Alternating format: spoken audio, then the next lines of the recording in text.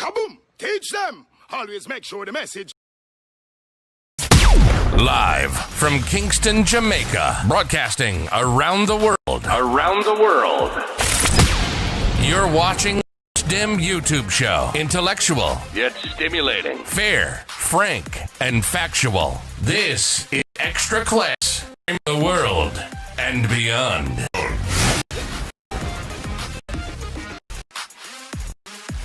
Teach them the #1 intellectual blogging panel on the YouTube channel. Good night, everyone. Let me know if you're seeing me clearly. Let me know if you're hearing me clearly.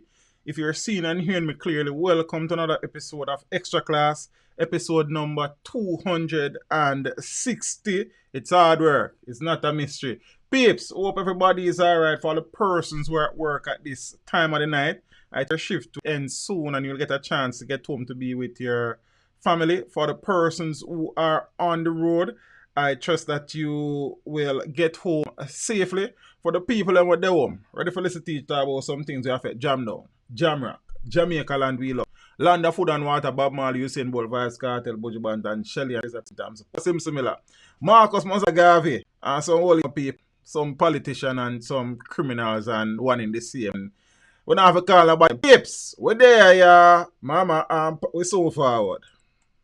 Kaboom! Teach them! Always make sure the message reach them. You know, it's teach them the #1 intellectual blogging panel on the YouTube channel. Hey, yo, hello. Like, subscribe, and don't forget to click the notification button. Hey, yo, we always up to something. Teach them. Hey, yo, hello. Send the message and make it reach them. It's teach them. Right here. Warlord representing.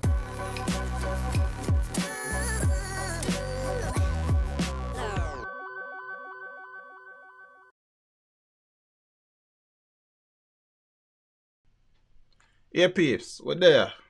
We're there upon the goalie side, as my father once said. Big up to the people who were in the stream earlier.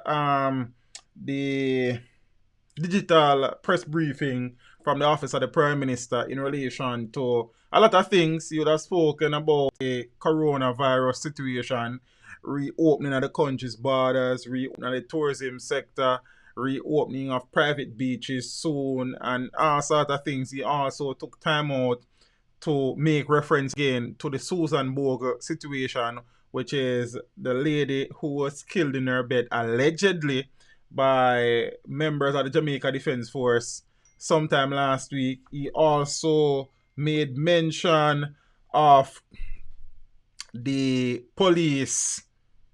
fatal police shooting, not by name today, in Cockburn Pen, and the demonstration and persons' rights to demonstrate, but they ought to do so in a peaceful way that is free of vandalism and the likes. He spoke about some other things. If you did not get a chance to watch a press conference, you can watch it later when the stream is done.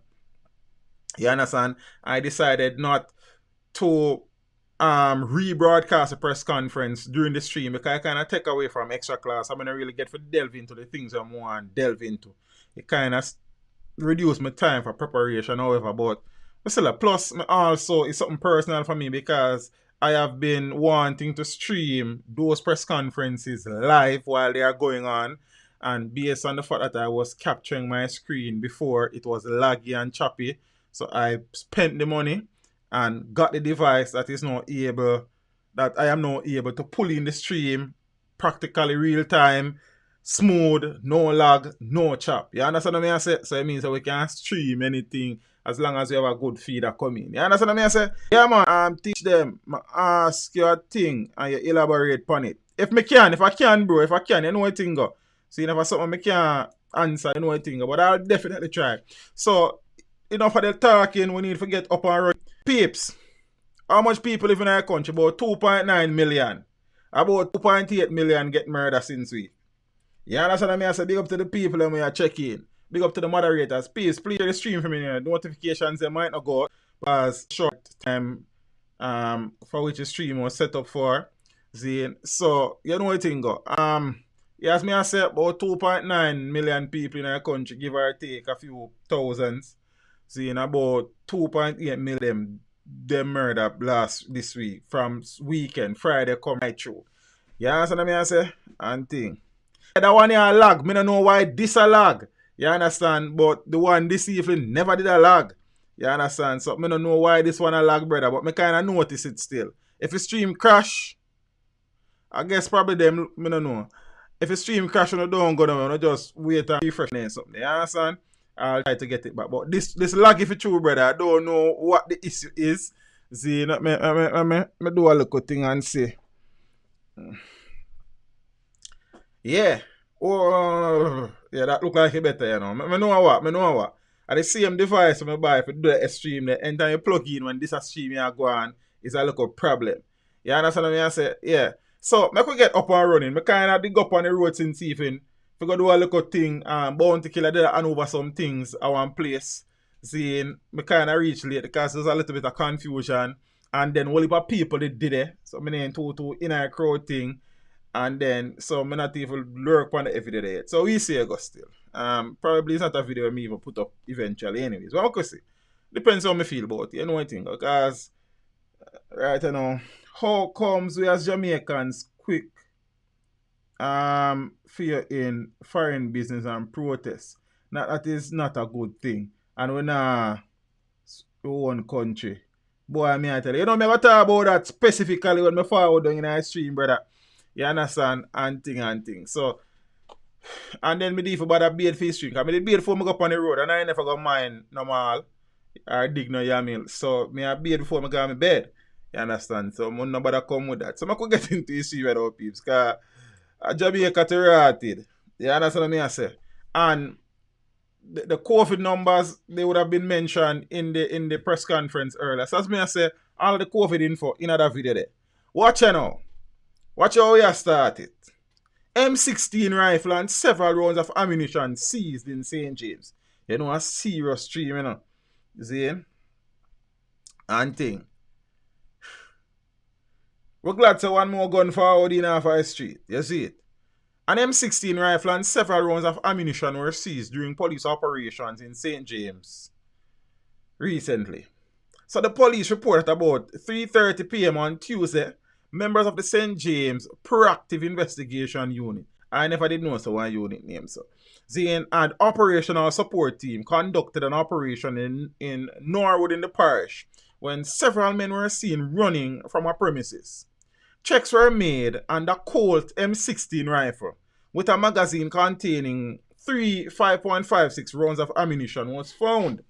One ballistic vest, bulletproof vest, and several sheets of paper containing names, addresses, and telephone numbers of persons living overseas were also found. Lottery scamming.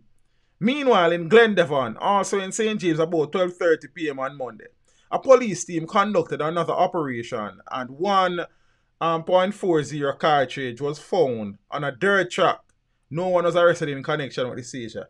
When I man lace them drop out to look like.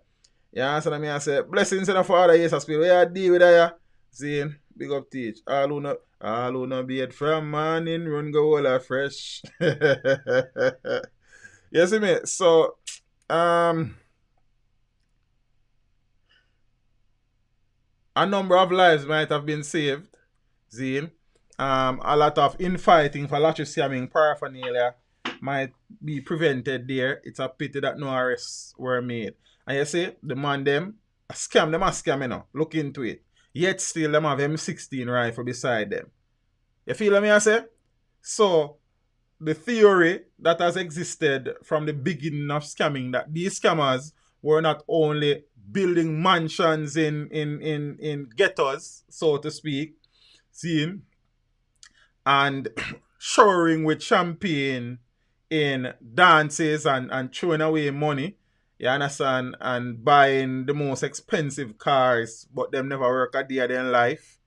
You understand? It's not only true, but also the fact that these scammers, for whatever reasons, yeah?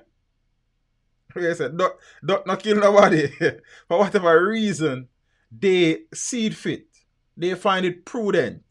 They find it necessary to also spend some of their ill-gotten gains to purchase firearms and ammunition to kill, in many instances, other scammers, but invariable innocent Jamaicans get caught up in the exchange of gunfire from time to time. And sometimes them a look for a man, where they want them in a things and then can't find him. But the man have family. And you hear say 6 people were murdered in Westmoreland. 4 persons were killed and a house firebombed in St. James. And people wicked, you understand what ball, but not knowing say some of the man them a look for them cronies. Jaja, thing rough. Cause you don't know your son involved in sometime in or your uncle or your brother in or your nephew in or your niece or your daughter. You understand? And sometimes they can't home them crosses with them. You see me? So it things that way. You understand what I say?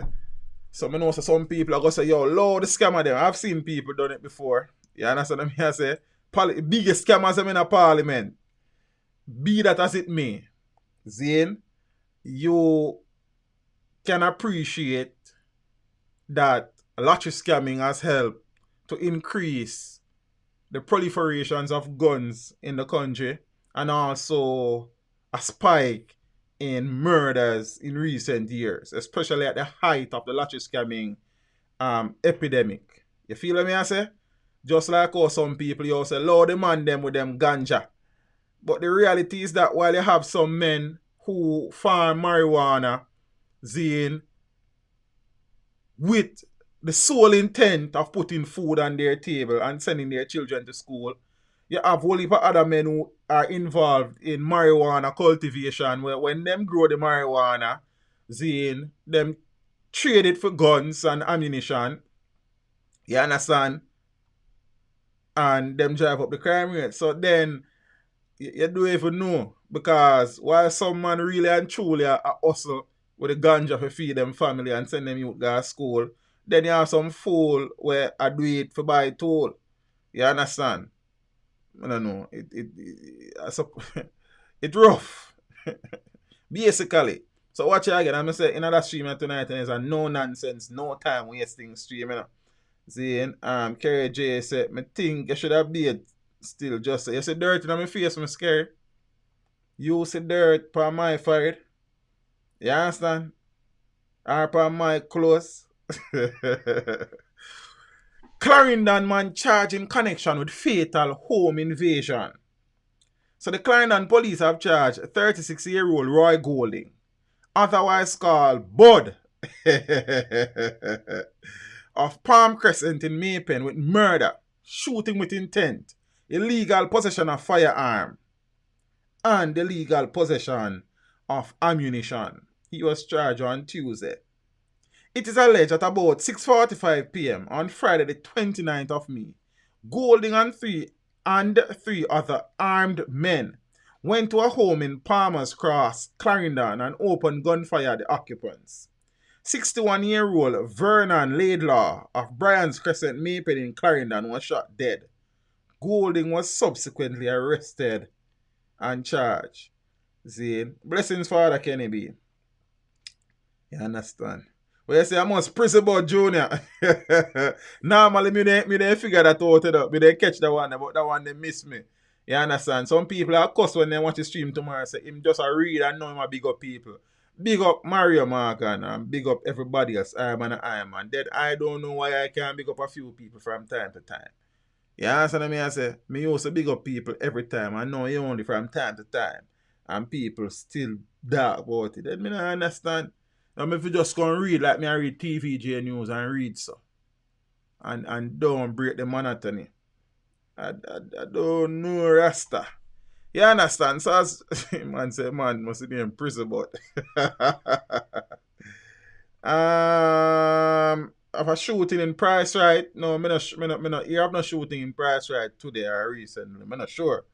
You understand? But remember, say, me not hear everything, you know, and sometimes things them take a little while to get to me, or sometimes I get a little while to get around to the things them. So I'm not sure. You see?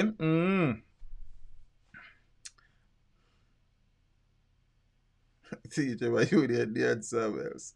Yeah, man. So watch now. Big up Deja D Music. Blessings. Fugitive on the run for 4 years apprehended. A Jamaican man who is wanted in the United States of Uncle Sam is set to appear in the Kingston and St. Andrew Parish Court. I think I did one day in a week. for extradition proceedings to begin. The man, who has been identified as O'Shane Lewis, 43 years old, also called Danny, a construction worker who was residing at Ponciana Avenue in Kingston 11 and Winters Garden in St. Catherine, was arrested through the joint efforts of the Jamaica Fugitive Apprehension Team and the Hunts Bay Police in St. Andrew on Tuesday. Lewis is accused of killing his wife in Pennsylvania in 2015, after which he subsequently fled to Jamaica. So the extradition hearing was done. I am not certain as to the developments since then. I don't know if he has waived his right to an extradition hearing or he is fighting the extradition. I don't know. And thing.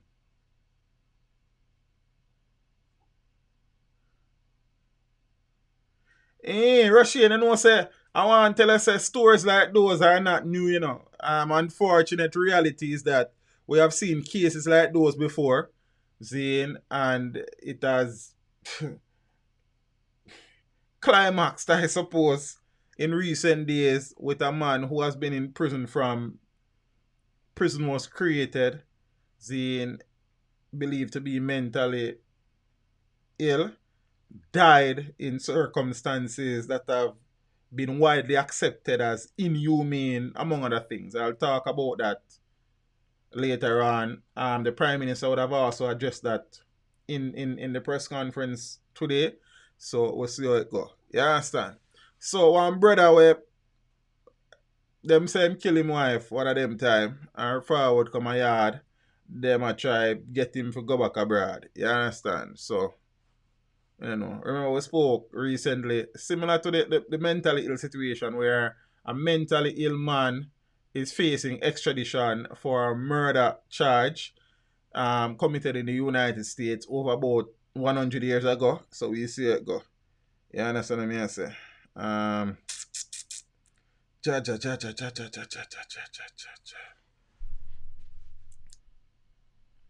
50 suspected gangsters to go on trial. So about 50 individuals suspected to be members of the violent St. Catherine-based Clansman gang are expected to go on trial in the Spanish town, in the St. Catherine courts soon. So newly promoted Minister without portfolio in the Ministry of National Security, Senator, and these articles, guys, all the articles except two, I have not read before. So it's just my natural reaction to some of these things. I did not get to read a lot of them. Well, probably more. I talk about the murders, them two murder in a separate videos. But most of them, like all this, I not read them as me. So this is just my first interaction with these stories. I just see them and think them would them be interesting. You understand? So newly promoted Minister without portfolio in the Ministry of National Security, Senator Matthew Samoda, told the Senate on Wednesday, I think, that evidence for the detention of the alleged gangsters and the charges laid against them emerged from intelligence work done by the police.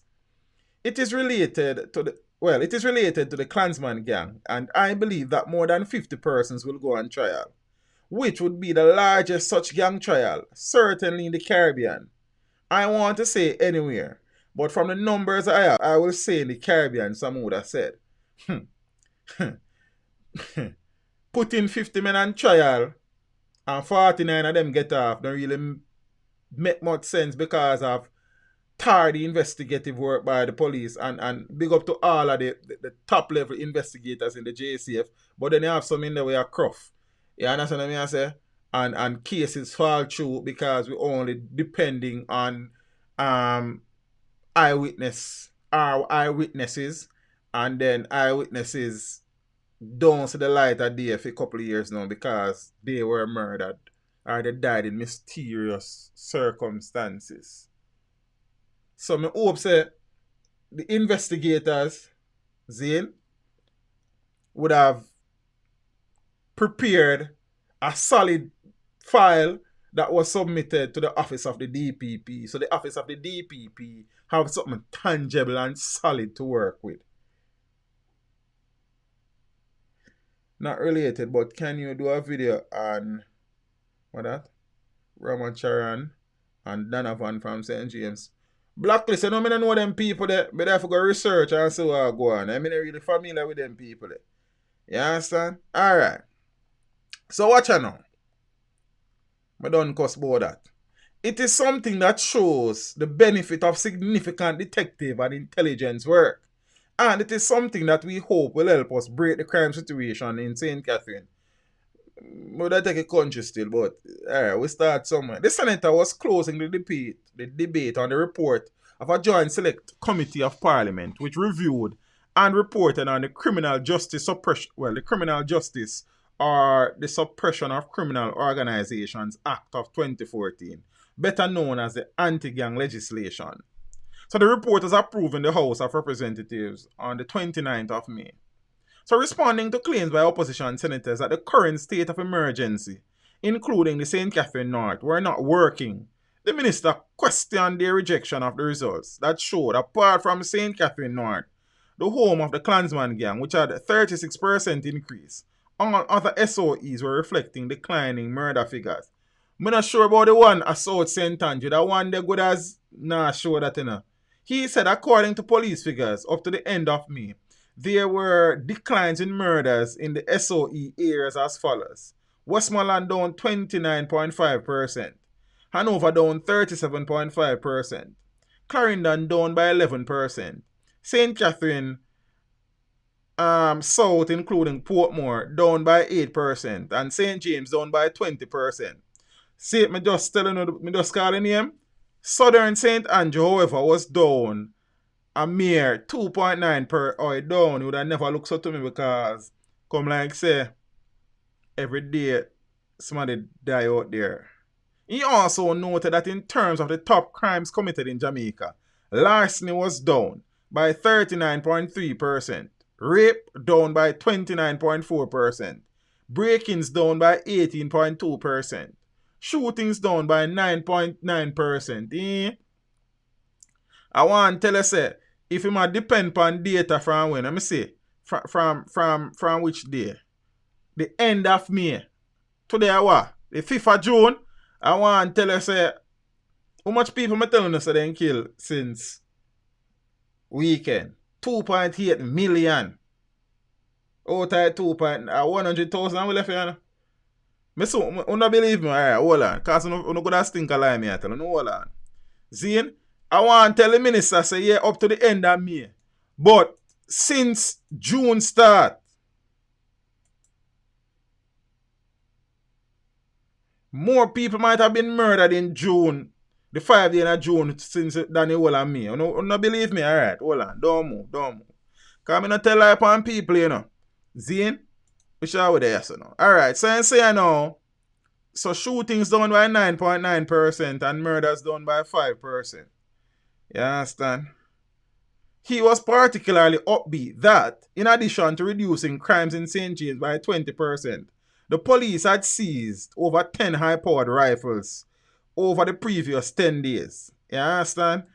A rifle a day, keep a few murders away, but one to the next 1,000 rifles when the streets. Ah, boy. We are breaking the back of crime in Western Jamaica. And we are seeing success. The Senate eventually approved the recommendations from the Joint Select Committee, which are to be addressed through amendments to the Anti-Gang Act and other crime-fighting pieces of legislation. May I go and watch Mr. Samude, you know? The young one. Because, yeah, the young one. You understand? He is now, as I said earlier, let me tell you why I'm be. Newly promoted minister without portfolio in the Ministry of National Security. Him seemed very vibrant when he was championing some environmental cause that he did pretty well with, I think. Zane. So him look like him have a few ideas. Zane. Fairly young. You understand? So we hope that he's one of the few politicians who really and truly mean the country good. And it's not just a talking shop settings, and he remain focus on trying to reduce the prevalence of crime in the country. I mean, I go and watch or I go on still. You understand what I say? See, him active, him one of them active on social media. Well, not as much as the PM or the health minister, some of them ministers about him. You understand? Think him and Floyd Green has been, you know what I mean, trying to make a difference in their respective ministries. We say Floyd Green championing agriculture, which is our savior in my opinion. Still of the view that Floyd Green should be the Minister of Education. He would have served in that ministry. He was being groomed, I suppose. I don't know why my rule up, but he was shipped out. You understand? Out to the farms. Farming is important. You understand? And he seemed to be very enthused about the transformation of the agricultural industry. Let's hope that the dinosaurs them don't eat them hatchling. You understand? And he does not get to lead the transformation. But we are watch them and see. You understand what I say? You can't show out everything with the bath water. Them young, seeing, yes, them are part of one framework where I rob people blind from the devil was a boy. But hopefully they are, I don't even want to say different, but they understand that as political representatives, they are elected. Well, Matthew is a senator, Floyd is an MP. I somehow suspect that Matthew will be replacing his father in that constituency not so long from now. I don't know how long Mr. Samuda can continue in the political arena, but Mike Henry is still there, so you never know. You understand? So we are going to look and see young, vibrant, intelligent, as per what they have displayed so far, minds, Zane. We need some renewal. Right now we are suffering from not only urban decay, but national decay in so many facets and aspects of our livity as a nation. And we need young creative minds that are not afraid to challenge the status quo and them something there. Good night, Miss Kimberly Campbell. How are you? Zane, auntie. Is there any place in Jamaica where you can take your family for the weekend and not being afraid? Non-tourist area. I don't even know how I answer that question, you know, Father Anthony Perkins. Places the boat, you know. Places the boat, man. You understand? Places the boat. Zane, it depends on what. I don't know if you want. It's a non-tourist area, so I suppose you probably. I don't know if you're still into tourism, but you're probably not into the sun, sea, sun, sex and sensimina type of tourism, and you're more into ecotourism. If you're into hiking, there are places. Camping, there are places. You have places off the beaten track. You understand, so to speak. But there's some place there, man. Some place there. You understand? I can't tell you, say, you're going to feel safe 100% at the time, you know. But places there. Yeah, man, because if him did say hiking and them things, you know, Empress Rosie, we then refer him to Halliwell and, you know what I mean, the Blue and Junker Mountain National Park. And some whole heap more places. See, and I'm sorry to hear that, you know, Miss Campbell. Hopefully, that will provide you with some relief soon and you will get to treat with it soon. See, and Father Gregory White, where I deal with Aya, big up to the ones, I mean, Mr. White, also you're listening teacher. You know what I mean? Yeah, man. Alright, so I'm going to move on now. So I'm going to see how the 50 strong trial of alleged gangsters will go. We have seen trials with gang members collapse dramatically. The Dexter Street. I think it's a Dexter Street gang in Westmoreland. That there was a. Me I look for your word and me can't even come to me. Spectacular is not even the word. What I use. A spectacular collapse in that case and most of them walk free. You understand? The Uchen's Wilson gang trial was put on hold shortly before the COVID pandemic situation. So we'll see how that goes. And we have seen other gangsters walk free because cases collapse. You understand? The prosecution depend upon one witness and the witness disappear. You know. Alright, peace. Remember me telling us about 2.8 million people were murdered over since week Friday gone. Alright. As me telling them, I not telling lie upon nobody. You know. Me do that video individually, but me start so. 19 killed across Jamaica in 72 hours. Me just want to know counting, so I want to do counting. 19 murders in a 72-hour period from Friday, May 29 to Monday, June 1. Push the country's murder tally since the start of this year to 550. Just 3 below the same period last year. I remember so we got through about 2-3 months lockdown, you know. You understand what I say? I am so sorry to hear that, Father Turtle. My condolences to you and the family. Seeing and thing, we don't even know. Ron Stewart at 2.8 billion. I'm just making a point, my friend. You understand what I say? I just make a point. Seeing, you know, you can't take that literal, but I just make a point. So some hyperbole is needed sometime to bring across a lesson. You understand? Gross exaggeration, but a gross murder. So, you know what I mean? Watch it now. The bloody weekend started on Friday when 10 people were killed in 24 hours up to Saturday morning. 10 in a 24, you know. Eh? That number included a double murder in Old Harbour, St. Catherine, where 24-year-old Shakona Haynes, better known as Cake Soap, and 21-year-old Shamar Blackwood were gunned down by unknown assailants. I think, Zane, watch out. Alright, Robario. See, the two in Old Harbour may have been brothers, according to social media. I'm not sure. You understand?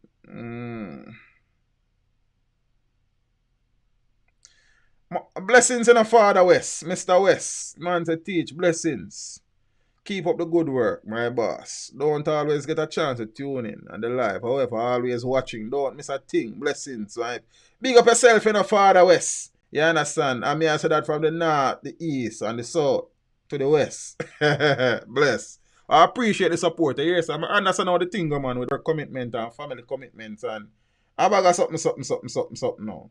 You understand what I say? So watch out now. Chuck Norris, Ripton Brown. What a name, yeah? So, Sir Chuck Norris, Ripton Brown, also called Tesha Miller, was the third victim in St. Catherine on Friday. The 24-year-old was fatally shot in Spanish Town.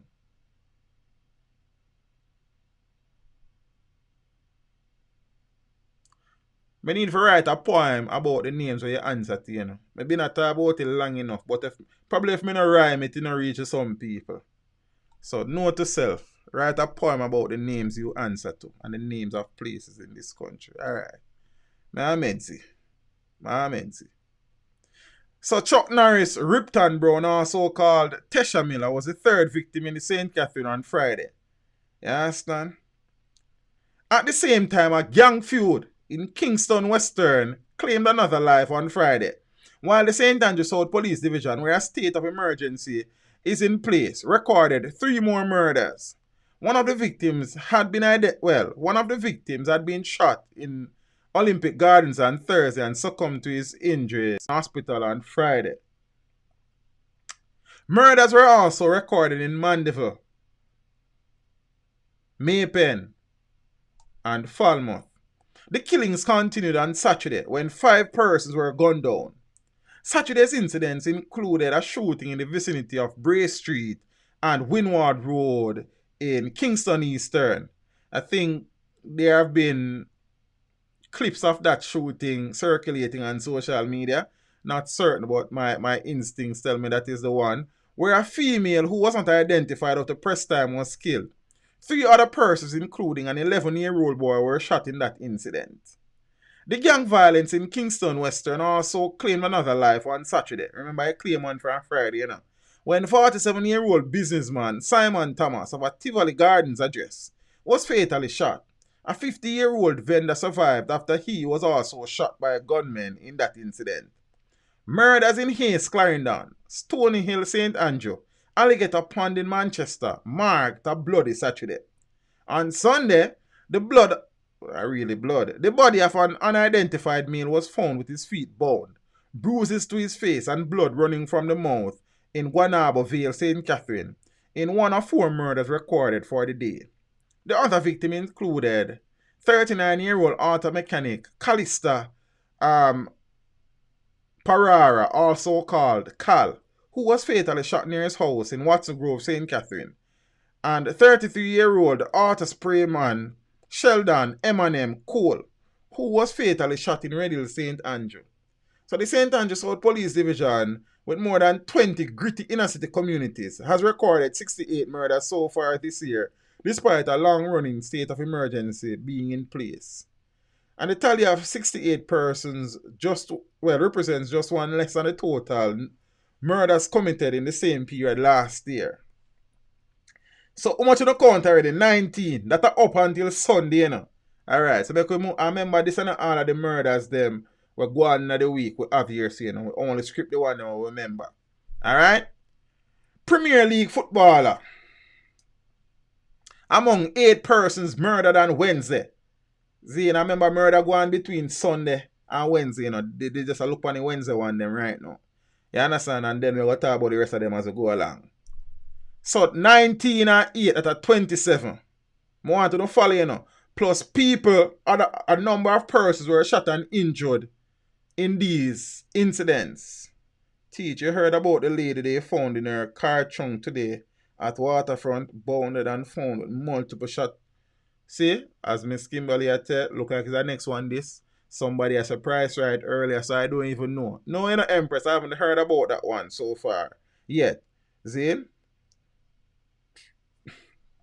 Empress Rose says, so teach, these 19 people don't want demonstration on Black Road and the bashing of the entertainers. It is just the ones done by police and soldiers qualify for that. Asking for a friend. Me soon talk to you and your friend, Empress Rosie. Now say, tell your friend to move. Alright. So 8 persons, including Red Stripe Premier League footballer, were murdered and 5 others were shot and injured in a number of incidents across Jamaica on Wednesday. The day started off on a somber note with the murder of 2 men on Peyton Place in Hermitage, St. Andrews. As a matter of fact, the Prime Minister went up to Augustown to meet with the son of Susan Bogle. Zane, one heap of controversy around that again because apparently the Prime Minister would have done a video. Zane, and me not see the video, but according to the reports, drone footage was used among other things to show the living condition of Miss Bogle's family and the general area around which they live, and the video was criticized apparently on social media. I don't know how me reach the thing so late and I never forget the video. The Prime Minister, whosoever handles social media accounts, deleted the video from everywhere. Twitter, Facebook, Instagram, and up and yard. I don't know the video, I don't know it right you know. You understand? So, And I said that to say this, that those 2 murders happened hours before the Prime Minister reached Augustown. You understand? The same Augustown, you know, where you think going. Zane, and since Miss Bogle's death, more than 2 people have been killed in Augustown. Between 3 to 4 people have been murdered in Augustown by a gunman. You understand? And there's no outcry. Zane, I will not say there should be outcry for Miss Bogle. Zane, and we soon talk about Miss Bogle again, because in the come say a look thing. But about 2.8 million people have been murdered for the week. And we not hear no outcry. Zane, and we not support extrajudicial killings by the police or the military. But if, for example, and we not say this is the case either, there's a shootout between police and some man dead, road block or so. And I said, nah, the road not for black, you know. I am just saying the death of a Jamaican is the death of a Jamaican. And if we can demonstrate when police and soldiers kill people in the line of duty, then it would only be fair for us to demonstrate when criminals are kill criminals. You understand? So the man them just walk around and kill who they want to kill. Couple people ball, you understand? A few might ball for justice, but then there's no demonstration. You understand what I say? So these people are never human beings. It's just that me want to know still. You see? And thing. So, but just as Miss Rosie B said, look what she asked for your friend. But just asking me, I if I bring friend in it. You understand what I say? I if my two bring no friend in it. All me want to know is that them close to 50 murders will occur since the start of the week and almost 50 shootings to match it. Me not hear nothing. Nothing. You ask me I say? You see?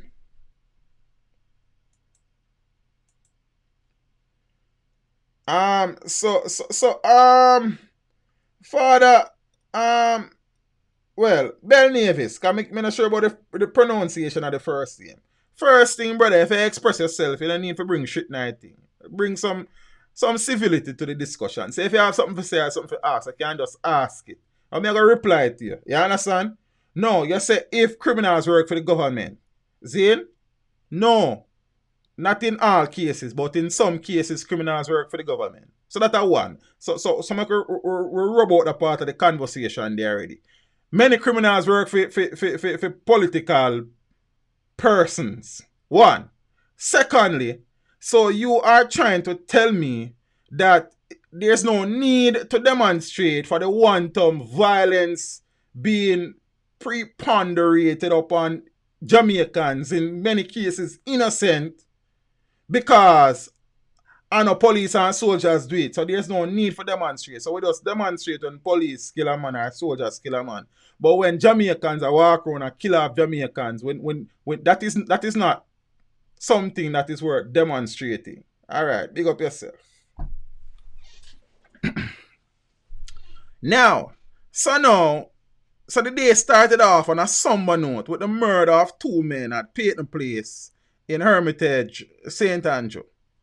According to the police, about 7:50 a.m., the men, Demar Francis, a 36-year-old furniture maker, and 25-year-old laborer, Robert Clark, who are reportedly siblings, were killed when armed men with rifles, handguns, and guns entered their premises and opened fire, hitting them all over their bodies.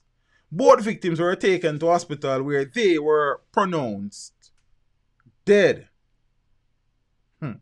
As the day unfolded, there were other murders committed, one in Betheltown, St. Anne, one in Cyril Gully, St. James. Another murder, that of a 28-year-old Clarence Johnson of a Manchester address in Racetrack, Clarendon, at about 6 p.m. Then yet another, a 57-year-old Desmond Prince in Diamond District in Buff Bay, Portland, and, well, at about 8:45 p.m. Then there was another double murder, that of Jaleel McLean of a Kingston 13 address, and 22-year-old Shamarnine. Shamarnine is a footballer, a Premier League footballer who last represented Dunby Holding FC of Southborough and Portmore. The crime took place in Greenwich Town, St. Andrew. So that is the youngster on screen, Shamar Nearn. Both men were reportedly at 8th Street in Greenwich Town when they were pounced upon by unknown assailants who opened fire, killing them. 3 other persons were shot in that incident. There was also 2 other incidents of shootings, one in Text Lane in Central Kingston and a shooting in Bamboo River, St. James. Yeah? So that much now? 8 and 19, 27 murders that already. And countless shootings so far. Because in the 19 and in the 8, you have a number of persons who were shot, probably about 10 in total so far. You see it? So listen this now. No. Even though we talk about the double murder in Greenwich Town, we're not done yet. 5 shots, 2 fatal in Greenwich Town. So in the Greenwich Town shooting, Narayan and the other person who I mentioned, they were killed, but 3 persons were also shot and injured. You understand? So I'm going to some info on that. So that now a whole heap more shooting. The Western Kingston police are investigating a gun attack that left 2 dead and 3 injured in Greenwich Town. It is reported that gunmen struck at 8, as I told you earlier, 8th Street in the community about 11 p.m., killing 37-year-old Jaleel McBean, otherwise called Balatelli, of 1B 8th Street, Greenwich Town address, and Shamar near 22-year-old of Soren Portmore, St. Catherine. 3 other men, all in their 20s, were shot and injured. It is understood that the men were among a group in the community that came under attack by unknown assailants. And the attackers had escaped following the shooting. Yeah? Zane, me mention one person in, I think, the 5 who died in Portland. 2 men murdered over 3 days in Portland. So that make it be 28. 2 men were killed in separate incidents over a 3-day period in Portland, resulting in probes being launched by police investigators. So the deceased have been identified as 57-year-old Desmond Prince of Diamond District in Buff Bay. He was the one I mentioned earlier. And the 74-year-old farmer Fitzroy Buckley, also of the parish. In the latest incident, Prince was shot at his home by gunmen on Wednesday night. According to police reports, about 9 p.m., Prince was pounced upon by a man who opened gunfire, hitting him several times before fleeing the location. The wounded man was assisted to hospital where he was pronounced dead. His attacker remains on the run. Prince's killing came on the heels of Monday's gruesome discovery of Buckley's headless body. That is a 74-year-old farmer, you know. A person of interest relative to Buckley's killing has been taken into custody by the police for questioning. It was reported at about 6 a.m. on Monday. Residents stumbled upon Buckley's headless body in Reach District. The police were alerted, and after on the scene investigation, the body was removed to the morgue pending a post-mortem examination. It is suspected that the victim's head was severed during a dispute. Investigations continue into the incident. So that are 28 murders between Friday to Wednesday, you know. Today are Friday again, alright? Alright. Mother of 4 found dead in Manchester. Children's father being sought. I think the man has been apprehended. Zane and thing. Alright, I could start off with this first. So,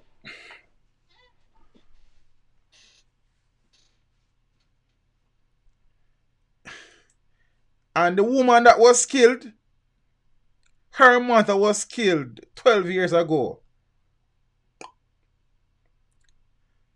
For the second time in 12 years, a family has been left distraught following the brutal killing of a mother of 5 children in Hearties community. So the heartless in Hearties. Interesting. Donaldo, what you do with little bro? Big up yourself, you know. Peace, my mama telling you some more time I used to do a selecting thing. You understand? You know, I used to be on the talker phone, and my little brother, and then man, they used to do the mixing.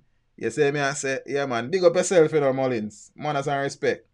You used to, you see, man, I figure say you used to teach a baller, man, but those not really say certain things sometimes. You know what you go. You understand me, I say? I don't remember him per se. See, I figure say I probably before me come there, him leave still. You see him? And things. Scotty be not ask if I don't know who, but it's someone like him then did in my mind. But I don't remember him still. You understand? So I don't even know. You see me, I say? Yeah, man. Teacher, I wonder if I can mix like, you know, I don't really do too mixing things. I just make a girl and dash with herself. You understand? And then sitting there. You see? But in bad man, see? I need to invest in a funeral home. I wonder if I can. The only thing is that I don't necessarily want a funeral home, you know, because you see, sir, look at team, I just think it's a local woman, you know. Omen. Omen. If you get what me I say. So probably that's the only reason why I'm gonna get involved in a funeral home thing there. See? Blessings, Dirtbag Vivo, Mr. Rams, Dirtbag. I don't know where you get that name there, family. But big up yourself. Man's name Mr. Rams, Dirtbag. Jaja, big up yourself, Father Rams. Yeah. And things. So watch out now, peeps. Cause that's something I serious, May 31 this year marked 12 years since the brutal killing of Patricia Clayton in the community. Her daughter, 36-year-old Shanna Lee Bailey, was stabbed to death allegedly by the father of 4 of her children. Both mother and daughter were newspaper vendors for the Jamaica Observer in the years past. Bailey was found in a pool of blood on the floor of her 1-bedroom house, which she shared with 4 of her children, shortly after 2 p.m. Jaja. I usually see her every day. Remember, I said, at 29 murder this now. But I don't see her today. When I walk, and she would call to me. When I was driving from my house, I saw police and crowd. When I asked what is happening, somebody told me that them find Shauna dead in the house in blood. I asked the little boy, Bailey's son, where is your father? The little boy said him gone a Mandeville. I keep asking and nobody has seen the father. Bailey's uncle, Stafford Clayton, said. Think I have Mr. Clayton somewhere about a place, I think this is our Uncle Stafford. You understand? I think this is the Empress who was killed. This is her mother. I want what I told. I don't remember exactly off the top of my head. I know somebody will point it out and tell me. The article was in the Observer, but I never did pay too much attention. See? He alleges that the accused had threatened to kill his niece. Oh, so Mr. Clayton and tell his story, so I could go across. He came to my barber shop in Mandeville and asked me to talk to Shauna because he said she's too ignorant. I went to Shauna and asked her why she and the accused can't live good. She told me that he is miserable and is a mama man. Because if he buys a cabbage and some rice, he wants to cook it by himself.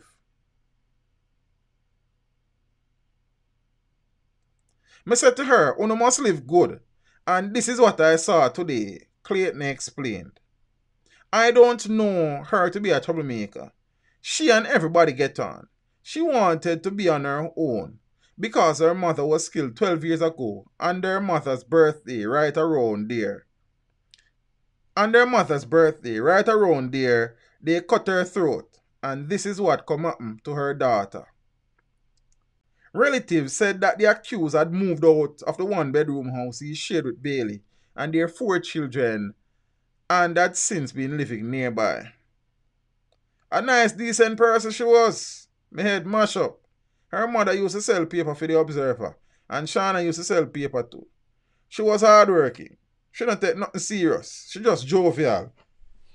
Michelle McLean, a cousin of the deceased, said.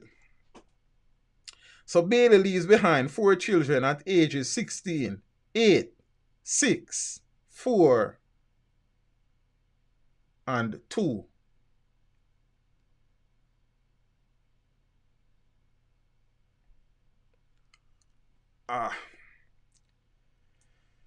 Georgia City, Georgia turn them off, turn it in a cowboy town, yeah.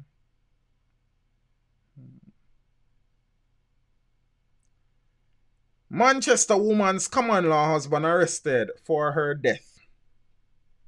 The common-law husband of Shauna Lee Bailey, who was found stabbed to death on Thursday in Artis, Manchester, is in police custody. The man was attacked and badly beaten by residents shortly after the police left the area. He was rescued by the police and taken to hospital. The residents accused him of killing the 36-year-old woman, whose body was found inside her house. Residents were alerted by one of her children. Miss Bailey's common-law husband is the father of 4 of her children.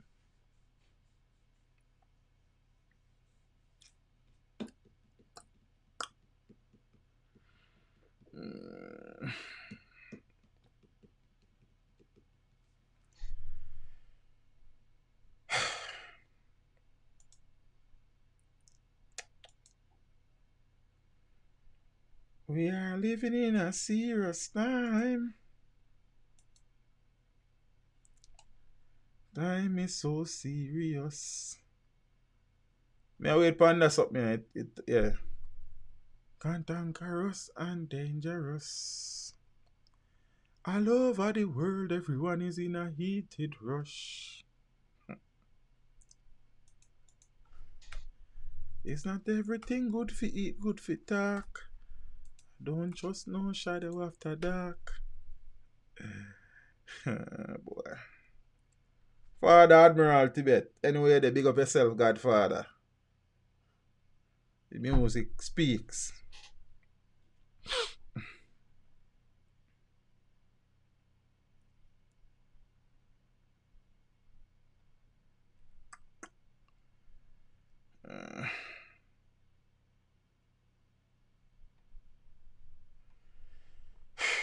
Alright.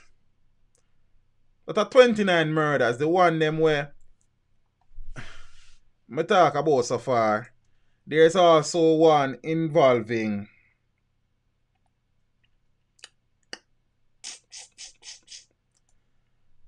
them two youth or two youth them when it killed one at a time. In a summer incident. I do you remember which one of them? Yeah, me lose count and check and all of them sitting there. Zane, this is one of the person who was murdered since week. I think he was murdered on Wednesday. I think Wednesday. Paul Miller OC Pablo. He was shot and killed in the Washington Gardens area, if memory. So I'm not reading this. I just said this off right top of my head, I don't remember. In the Washington Gardens area, while sitting inside his Mercedes-Benz motor vehicle. Unconfirmed reports are that his baby mother lives in the general community and he was visiting with her or something like that. The reports are on Tuesday. Blessings, Anthony Dunwell. Bless up. See? Eyewitnesses say that he was relieved of a sum of money that he had in a Louis Vuitton bag, and there was also a pink substance that was covering part of his body after he was shot. Reports are that he was sitting in his car and he was pounced upon by men who opened fire, hitting him multiple times, I suppose.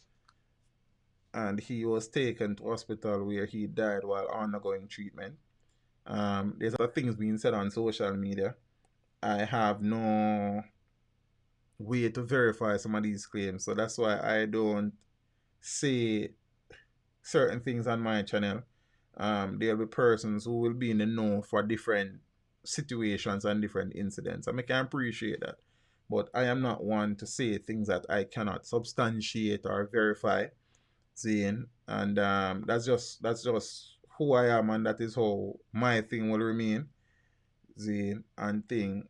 But allegations are that he is from, well, not allegations. I think he's from Mobay, St. James, really, and stuff. I don't know if he migrated to Kingston, Zane, or he was visiting Kingston. There are allegations that he was very steep in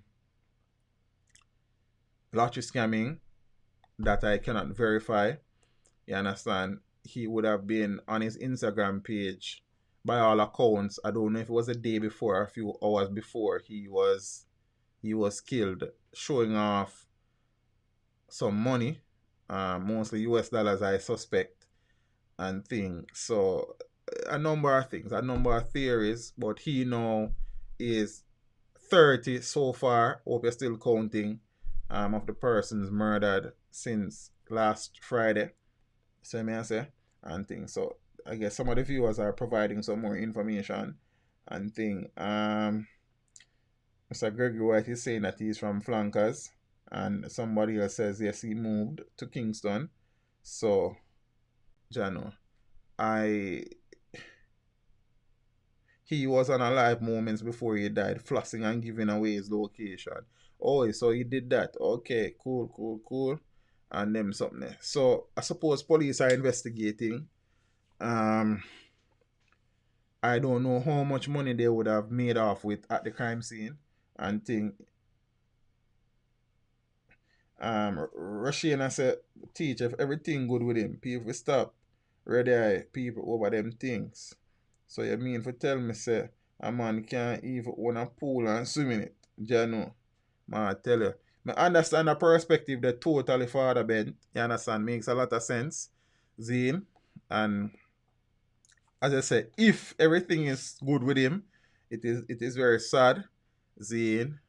I suppose then conversely to that, if everything wasn't good with him, then I suppose he probably, I don't know. Oh, the video still up on him live. Okay, cool now. Yeah. And thing. So the police might investigate, yeah. See?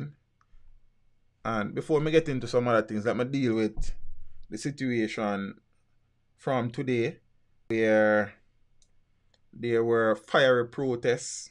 In some instances, it got violent along Waltham Park and Agley Park Road this morning in relation to the death of the gentleman that is on screen.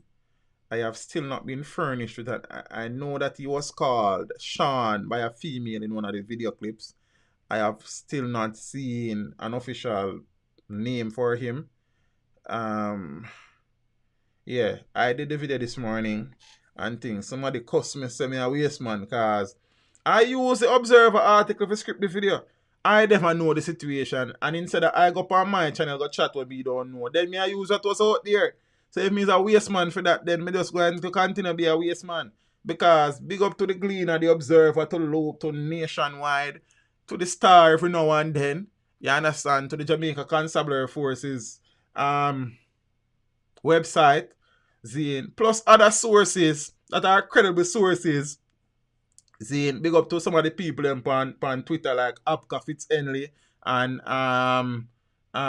Damian Mitchell and Dion Jackson Miller and some other people who are in the know and them tweet things. Then if you tweet it and are credible sources and me don't know and I think I need food, I'm going to use it. So I shall be a waste man forever. You understand what I say? And thing. So, you know, Cliff Hughes and it all works. You understand what I say? There's a next youngster from Nationwide. I try to remember his name now. See, I not remember his name. And I'm a friend, you know. Yeah, that's what I say. I be look at Bridget. See it, I think. Let me see. I'm going to find his name, you know. I go and find his name. Because he's my friend. It's not really my friend still, but on social media, you know, from time to time, all are one reason and thing. You see? And them look at things. I'm not have to find his name. That's a good youth. William Mitchell, he's at Nationwide as well. You see me I say, so I never know the story. I never just want to get up and do one video and I don't know the story. The Observer did have it. So me use it to script my video. Then if you observe I have a problem, then me look into that. But I shall be a waste man for a while then, because if the information is there that I want, is I going to use it? Versus me I come here, come tell all sort of things where I don't know, but I don't even know. So there were angry residents, to say the least, this morning. Saying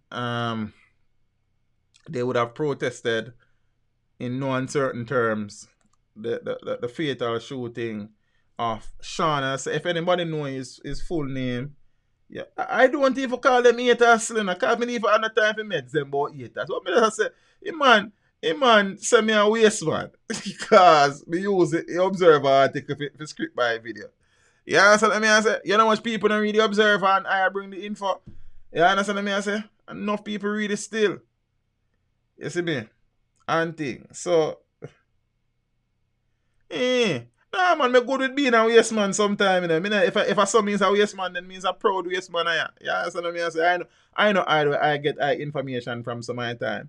See, in some of the time, I all 3 newspaper article script 1 video cause different piece of the conversation, you piece it together and then something. Then is a proud waste man in this instance. You see it. So watch out now. The residents of Cockburn Pen are claiming that the young man was killed in cold blood. The police are saying that based on information they received, they would have gone to the area. What type of information and who they got the information, I don't know, but that is what the CCU said in a local thing.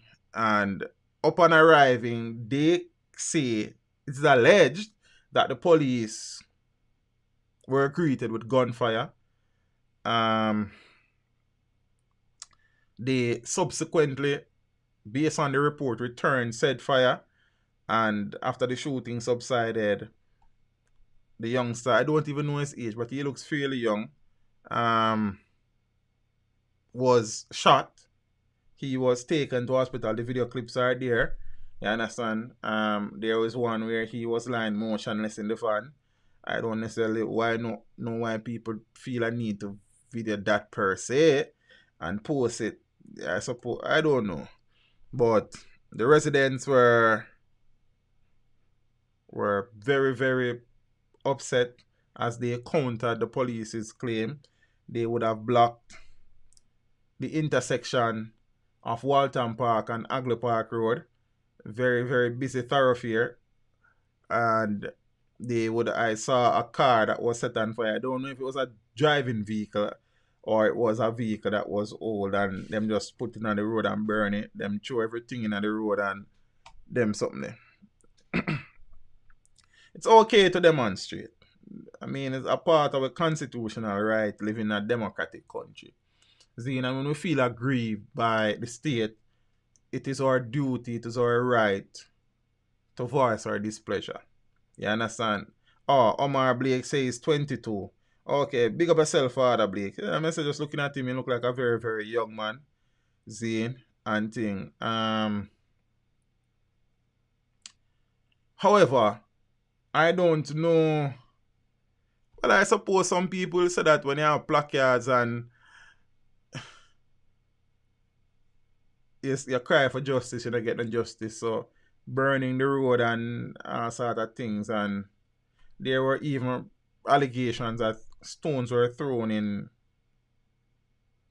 vehicles belonging to motorists who were just passing through the area.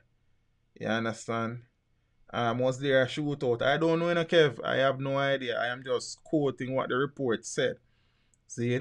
And thing. So I don't know. But the long and short of the story is that the young man is dead. See? I have not seen an official police report. So I don't know if a weapon was retrieved by the police. I don't know. So I'm still awaiting more information on the situation. I was planning to do a second video, but then I have to run out and we're going to deal with the bounty thing, as I say, and then I might have stayed home in all honesty based on certain local things read that today, but I just want them things. Warlord, big up yourself and know you're there. Father Banky, manners every time, bro. You see me? And thing. There's an incident where a truck driver apparently wasn't having any of it, and he was adamant that he was gonna go where he was in, and he would have driven down on some protesters. See, and not sure how that worked out. A whole heap of stones fling pan in truck and probably in a truck and all sort of things. I don't know, yeah, sir. The police said they go. Yeah, the JA. Oh, so it was on. Oh, so it was on the news. Okay. I never really watch the news. I'm there street. You understand? And then me never see no more updating on the papers or something. But respect. That's what make me know me can depend on you know. You understand? So I am certain that Indicom is probing and they would have started their investigations already. So let's see how this unfolds. If the young man was killed extrajudicially by the police, I suspect, I hope that investigations will reveal same. If there was a shootout I hope that investigation will reveal same. Seeing something. Boy. So as me say, protest. There's nothing wrong with that. That's a part of the rights that are bestowed upon us by the Constitution of the nation. But this vandalism and violence during protests is not something that I care for very much. You understand? I don't know what it solves. I don't know who it benefits. See, and the reality is that when you damage police vehicle, it's you it costs, and me it costs, taxpayers it costs. You understand what I say? And them something else. So yeah. Jaja. Speaking about Indicom. In comes Indicom. Indicom yet to conclude whether Susan Bogle was killed by a member of the security force. Chavas, Jaja, big up yourself and the family. What you deal with? Hope everything alright, brother. Appreciate the pass through. Yes, sir. You know what thing go. Yeah, man. When a yard man, them do the thing big, I do the thing big. Say me I say. I do if they know you know about all them channel, brother. But big up yourself, road boy. Bless up every time. You see me?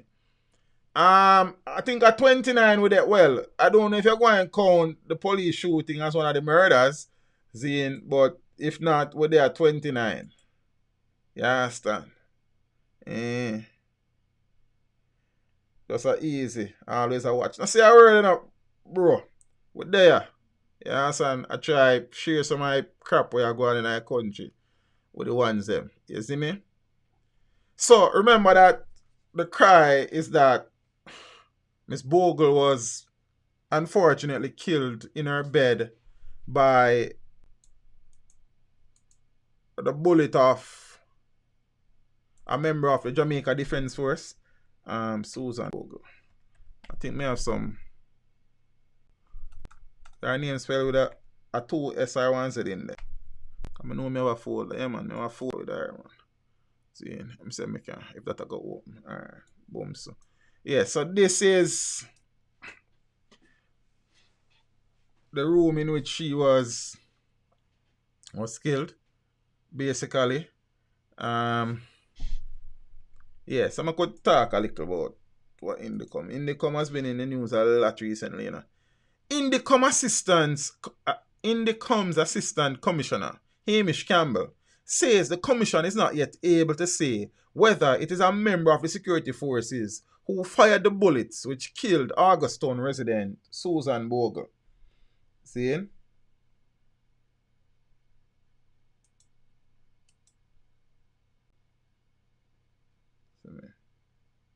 Auntie. Our Chabasa say a shit that. Language broski. We keep it a family settings. You understand? So sanitize the language there. You see me? Yeah, man. See, moderator them run in and they don't really play.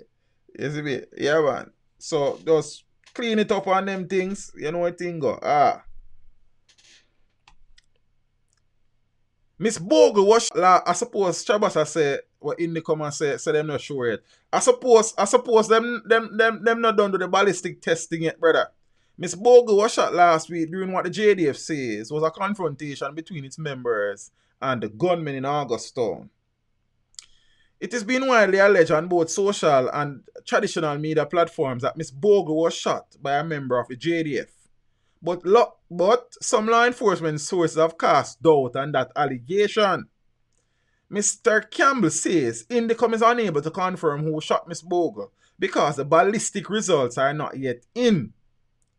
The Indicom Assistant Commissioner says he expects that the ballistics results could be known before the end of this week. Well, a Friday night we know, so I don't know. He says until the results are received, the Commission cannot comment on the issue of who shot Miss Bogle.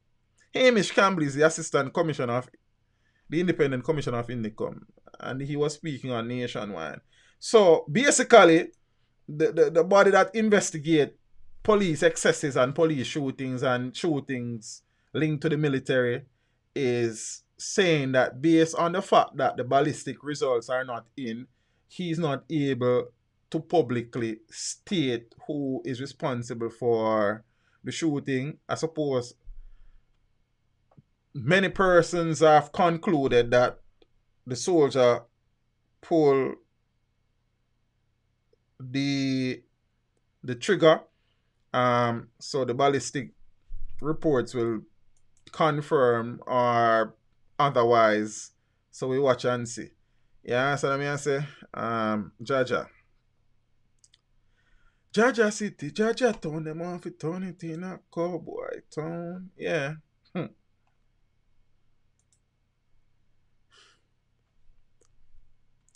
Kingston woman who allegedly killed husband.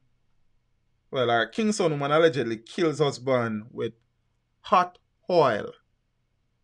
A 32-year-old woman has been arrested and charged with murder after she allegedly poured hot oil on her common-law husband during an altercation between the couple. She has been identified as Melissa Sinclair, a 32-year-old cashier of a Kingston address. Reports are that, and this murder is not in the ones from Friday, it happened a little while back. Zane? Reports are that on May 14, Sinclair and her husband, 38-year-old taxi operator Orville Pitter, had a dispute during which she allegedly poured a pot of hot oil all over Pitter's body, causing severe burns. Ouch. The taxi operator reportedly ran from the house and sought assistance to the University Hospital of the West Indies, where he was admitted in serious condition. He was later transported to the intensive care unit, where he died on Monday, May 25th, 2020 at 12:30 p.m., according to the police. The accused woman was taken into custody, where she reportedly gave the police a caution statement. She was also interviewed by the police and subsequently charged.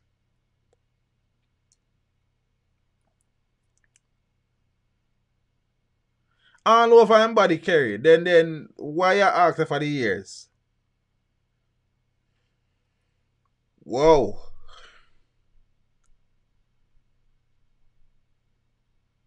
Right now, me no want oil in my house. That me I tell you no. No fried food around here right now. Steam and boil. Yeah, what can steam and boil? Jerk and grill. You feel me? Yeah, man.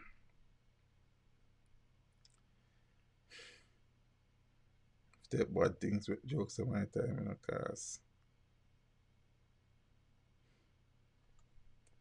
St. Catherine man charged with murder. Wanna guess the surname of this brother you do? 33-year-old Never. A fisherman of Eltham Vistas in St. Catherine has been charged with murder, illegal possession of firearm, and illegal possession of ammunition. He was charged on Tuesday following an interview in the presence of his attorney.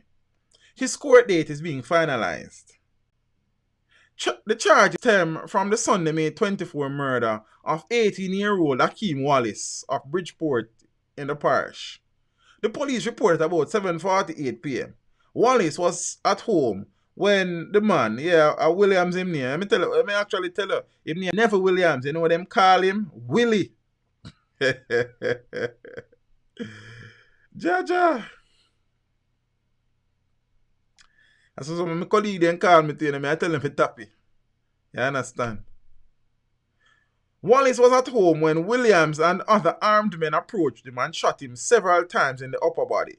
The police were summoned and Wallace was assisted to hospital where he was pronounced dead.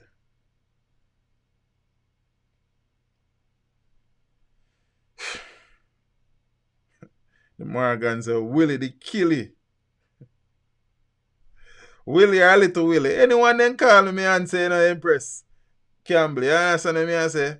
Because then, if I saw. Jaja.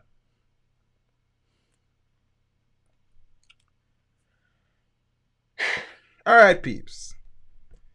since I've been doing this YouTube thing, Zane, Kerry, leave me. I have come across on a number of occasions instances where Jamaicans have been languishing in the country's penal system for decades without being tried. Many a times, the release from the DCS, the Department of Correctional Services, is that these men generally tend to be mentally unstable, so they were not fit to plea and them never get a trial and all sort of things. I remember a man doing more years than I have been alive in prison after I was held with a spliff in the early 1980s or late 70s. Now we're seeing a situation where an 81-year-old man died in prison after being held for 40 years without a trial.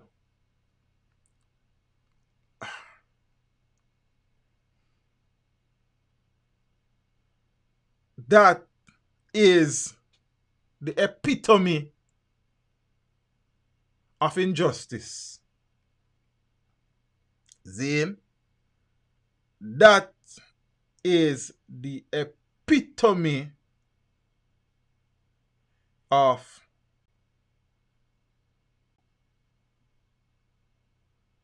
a judicial system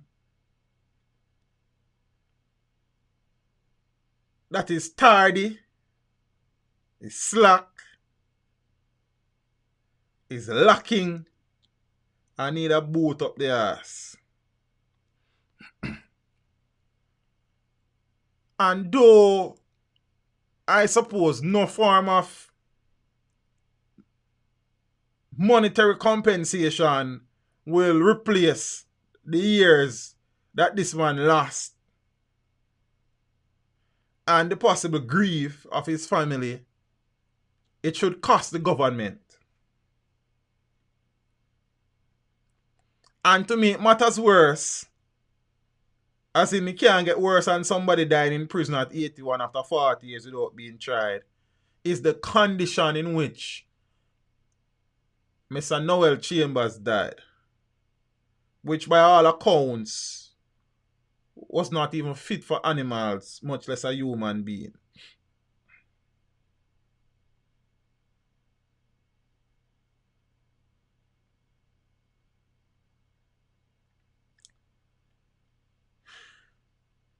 An 81-year-old man dies in prison after being held 40 years without trial.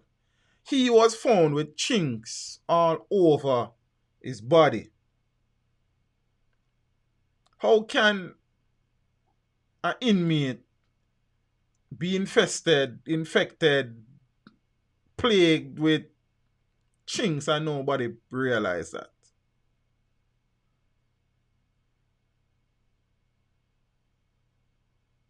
Beats me. The Independent Commission of Investigations, INDECOM, is raising concerns about breaches of the fundamental rights of Jamaicans who have spent decades in custody without being tried. This following the death of a man in prison for 40 years. He is 81-year-old Noel Chambers. Mr. Chambers was one of 146 mentally ill people being held by the DCS, which is, as I said earlier, is the Department of Correctional Services, without trial. I did a video on the DCS recently about the history of the DCS, so you can go watch it. Because about 3 people watching, and me a one. Una deal me like a Asta Black. Asta Black, same contest, political seat, and a one vote in get. And I ain't vote for himself. Speaking about Asta Black and political thing, I will be speaking about the formation of a 4th party. You know, we have been speaking recently about alternatives to the 2 political giants, dinosaurs, parties in the country. There has been a 4th political party registered. Yeah? We'll talk about that a little more. Commissioner of Indicom Terence Williams made a revelation at the Commissioner's quarterly media briefing via video conference one day in the week. An inmate is detained at the pleasure of Her Majesty, the Governor General or the court, if that person is unfit to plea or is found guilty but is suffering from a mental disorder. Mr. Chambers was being held at the pleasure of the Governor General after being charged for a murder on February 4th, 1980. And I suppose the Governor General has the authority to issue pardons to inmates in the penal system, you know. So I suppose some form of advocacy ought to be made for the Governor General to say probably every 5 years or every decade, Zane, peruse the list of persons serving extended sentences or persons who would have been languishing in the penal system without facing the courts, and look into whether or not some of these men ought to be released. Alright, you not done it. I could continue. So Mr. Chambers was being held at the pleasure of the governor. At the pleasure of the Governor General.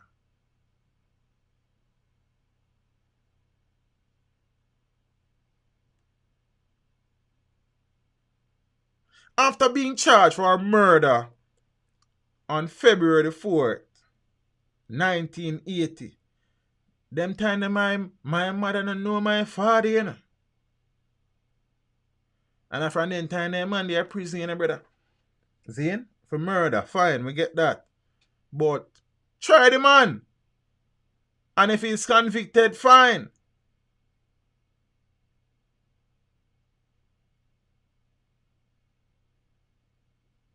But despite officially being passed fit to plea multiple times over his 40-year imprisonment at the Tower Street Adult Correctional Facility, Mr. Chambers was never brought before a judge. According to Commissioner Williams, Mr. Chambers died on the 27th of January this year after he collapsed while being treated at the hospital. He perished from an acute and severe kidney infection. Indicom found 9 other inmates who have been declared fit to plea, but have not been placed before a judge. The oversight body also found at least 15 inmates who have been in prison for more than 30 years without being tried.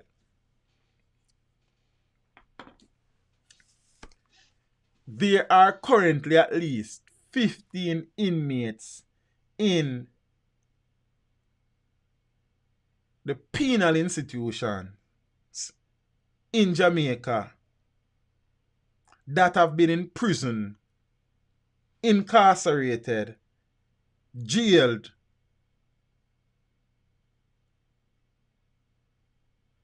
for over 30 years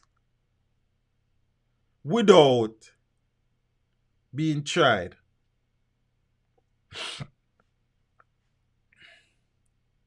And here why I'm glad in this. Before I get dark, I listen me on. Here why I'm glad. Over them 30 years, over the 40 odd years that Mr. Chambers was in prison, all major political colors and flavors in this country have formed the government. Me keep on telling you, say none are better than the other, you know, no believe me, you know. So nobody can come tell me, say no, a PNP didn't have power all of them time, or a Labour didn't have power all of them time. The two of them been in a power sometime along the way. And that man languished in prison for 41 years without receiving a trial. There are at least 15 Jamaicans deemed fit to plea, I suppose, after psychiatric evaluations. And these men have been languishing in our penal institutions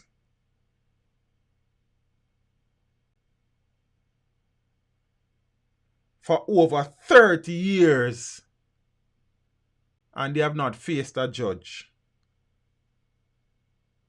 These are crimes against humanity, Aya. You understand what I say? Empress Susie, pick up yourself for the moment. Yeah, man, you know what thing again. I appreciate the continued support on the channel first and foremost. And you know, I appreciate the financial contribution every time. You know what I mean? Because we know it's on the work hard. You know, rain, hail, and shine. You understand? And when I say teach what I die, we appreciate it every time. Big up yourself, Empress.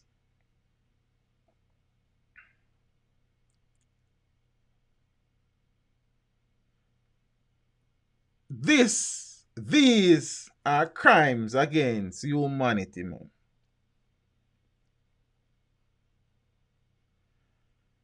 Everybody is so busy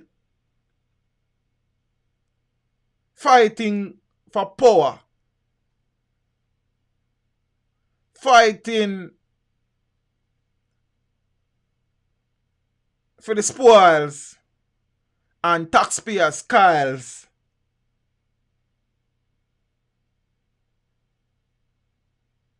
The plight of men like Noel Chambers are nowhere near their thoughts. And yes, the two political parties would have served time in government over these millenniums. Most of the people when you watch the stream about 30 years old. You might have a few people in them 20s. But normally we have a mature audience. Alright, you have a lot of people in their mid-20s. But you have quite a number of 30-year-olds in here, so. You can remember all of the things that you do in your lifetime so far. And imagine you are in prison for that period of time without getting a chance to prove say you're innocent or for them find you guilty.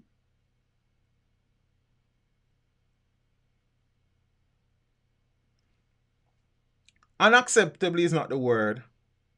Inhumane is not the word. The words I'm what I want to put together to describe this are the words I normally use for my channel, so I now go down this. It's a family thing. You see it?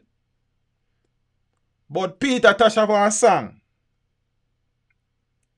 You understand? Peter Tosh have a song. One version named Noel Vampire. You understand? But another version name I want to sing right now. Yeah, man.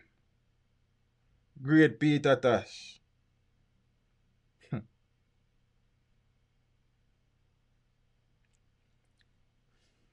I don't know that the GG deprived the person of the opportunity, you know. Zine, it is the Department of Correctional Services and the judiciary. I suppose saying that he was held that the whatever of the Governor General is just saying that the Crown, Zine, would have not done what they were supposed to do, and people who should have done things never do things and them something.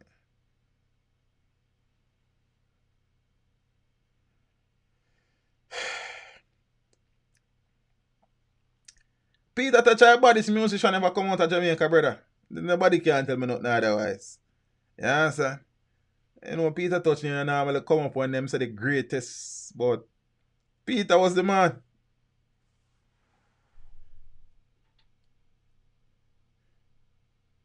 The oversight body also found at least 15 inmates who have been imprisoned for more than 30 years without being tried. I don't wonder why these two ladies behind me are doing for a long time. I don't hold on. All this, despite the Commissioner of Corrections being required by law to produce a monthly report on inmates who have been deemed fit to plead. From when was this law in place?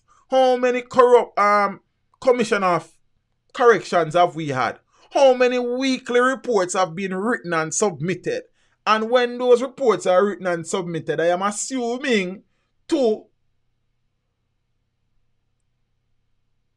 the Minister of National Security or the Commissioner, I don't know, or the Minister of Justice, the Ministry, I don't know who they submitted to. But all of them monthly report there. Were these monthly report furnished to those people who review them with the name of a Noel Chambers or the other 15 men who are able to plead for 30 years and them don't say a judge? Who review them report there? Who, where then?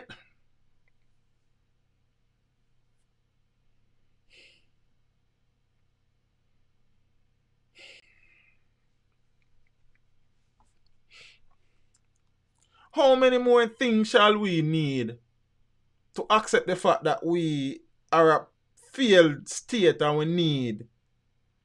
That might be a little bit harsh, but in many instances we have failed our people. And what are we doing? What are we going to do to correct these injustices?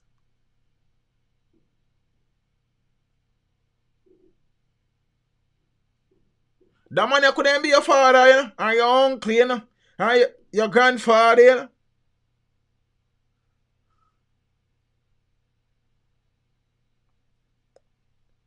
So all of the people them in the big up yourself, brother. Yeah, me just realize. So, but when the DCS do their monthly meeting, the brother, who then give to? The prisoner them then give back to? Because I can't nobody then give to. Because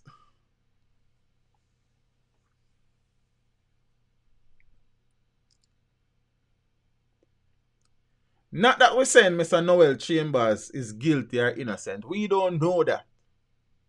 However, the man was deemed fit to plea a number of times. How come on none of those occasions he was brought in front of the court as he is constitutionally entitled to do?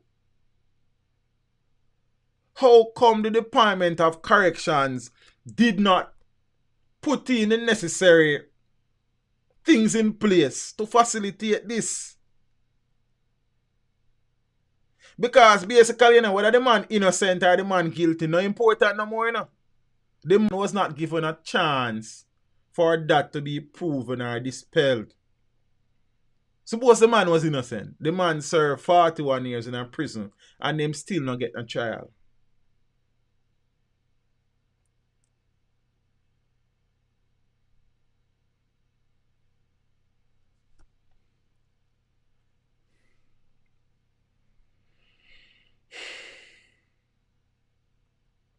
And the truth is, just like how the system has failed Mr. Noel Chambers, the system has failed many a people down the years. And the unfortunate reality is that knowing how we operate as a country, the system will fail many more people going forward.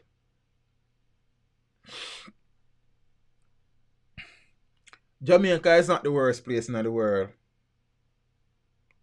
Zine.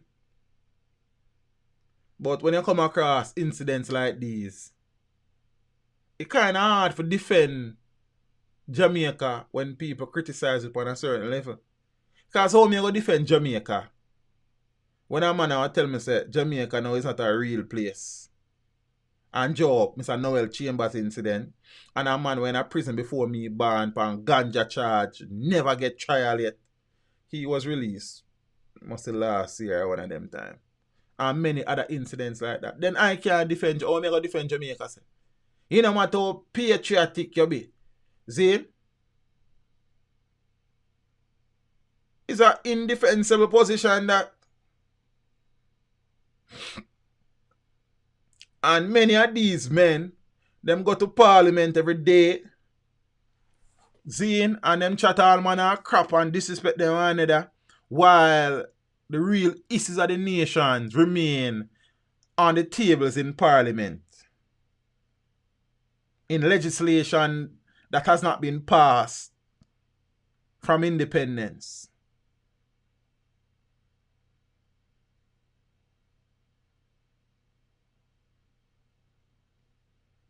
And when these issues come up, the powers that be, they speak about it and they make elaborate promises. And 10 years down the road, another situation like that emerge. And the powers that be come out and they make glowing speeches of changes to come and programs and policies that will be implemented to fix this injustice meted out to our Jamaican brothers and sisters. And I commit to you, my Jamaicans, that this will never happen again. And then 10 more years down the road, our next government in power, and at the same thing, with even better words and nicer voice, like end of voice training, voice and speech. You understand? And I see him Babylon.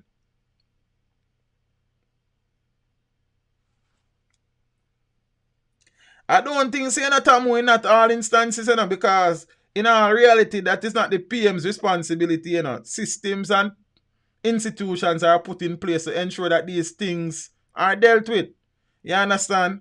So it then come down to the Ministry of National Security, back down to the Department of Correctional Services, to the justice system and them people there. So I don't know how familiar the Prime Minister would be with instances like this if they don't make it to the public. You understand? And this is not me defending the Prime Minister, because at the end of the day, the buck stop with the Prime Minister. You understand what I'm saying? I'm just saying that some things, that is why you have institutions to deal with these things. Every Prime Minister can't deal with everything in a time. You understand? Despite the fact that our Prime Minister them don't deal with most things, but the Prime Minister can't deal with everything. That is why you have ministries and institutions like the Department of Correctional Services. You feel what I say? So saying the Prime Minister don't know about this, then kind of, you understand, then you don't need no Department of Correctional Services then. You feel me? You don't need no parole board. You don't need no justice ministry. The Prime Minister and all honesty can't do everything. It's just the reality. You see, teacher, my observation is that the government and both administrations are not proactive, but instead they react to every single problem. Yeah, man, very reactionary society we are.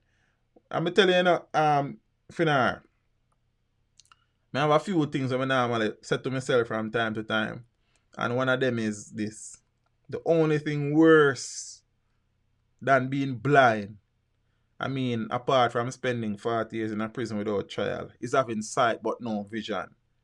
You understand? And the Prime Minister will say about people like me that we are armchair experts. And in the real world situation, we don't know hay from bullfoot. See? As he would have made mention of earlier, the armchair experts. But the reality is that you have some armchair experts who do better than some politicians in various portfolios with them have. And I can start list some of them. Me say me can just reel them off. You understand what I say? Because some portfolio minister taller than the portfolio that I want. You understand what I say? And you know, make I relax. See? According to the Indicom Commissioner, the police have allowed inmates to police themselves. Oh, what are you say it? Hold on. Yeah. So, in bemoaning the poor condition of prisoners, Commissioner Williams had these recommendations. Well, some things in did say, because he have audio to it. You understand what I say? Meanwhile, Indicom says there is a systemic failure by the Jamaica Constabulary Force to secure detainees in their custody. So Williams says the neglect of security in the police lockups has led to a number of deaths and serious. That is one next thing, you know. You would be surprised to know of the number of injuries and deaths that occur in our penal system and institutions. According to Indicom, as I said, the police have allowed inmates to police themselves. He says the police have also been slow in providing medical care to detainees. Mr. Williams points to one asthmatic detainee dying after suffering breathing difficulties for more than 5 hours without being taken to the hospital. Sorry, guys. And he's calling for a refresher training for the police who oversees lockups. As me say, we have a lot of things to say about Indicom from time to time, you know. And Indicom is not a perfect institution. Indicom, I suppose, is far removed from the reality sometimes. But as I've also said, that Indicom is a very important institution in the country. You understand what I say? Why you want to accept it, yeah or nay? As I have said before, in my opinion, that I think Indicom have overstepped their authority on occasions, but you need an oversight body for the JCA for one. Zane, apparently not for the DCS, because of some serious things are going around there. You understand?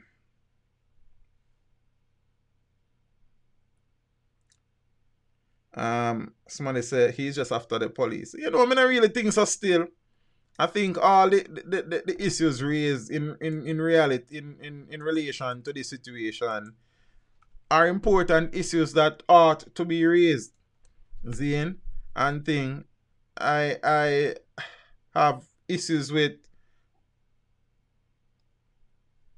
the MO of Indicoms. Well, in the past, not necessarily now, Zane, but Indicom is a very important institution in this country.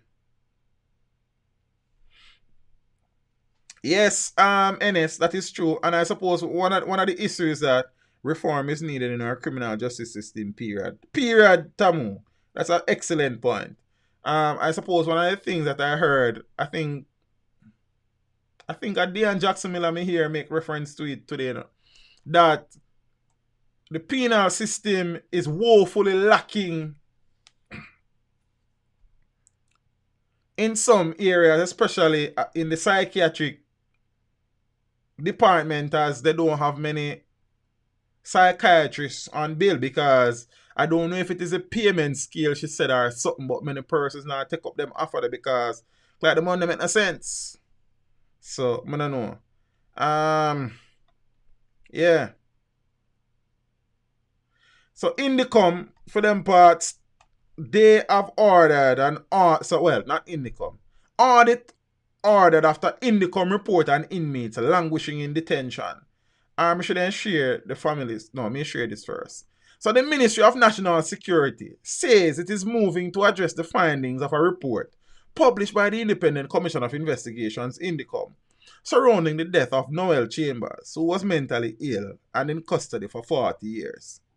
Minister without portfolio in the ministry, Matthew Samuda, says the report has highlighted acute issues within agencies and sections of the justice and correctional systems. Chambers was one of 146 mentally ill people being held by the Department of Correctional Services without trial. Yeah?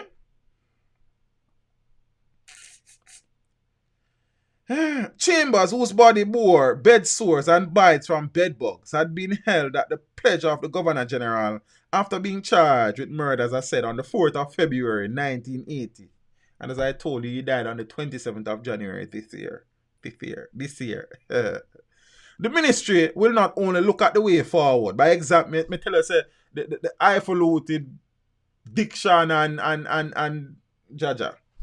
The ministry will not only look at the way forward by examining the findings of the Indicom report, but it will also be ordering an audit of operations which concerns how the Department of Correctional Services interacts with the court system.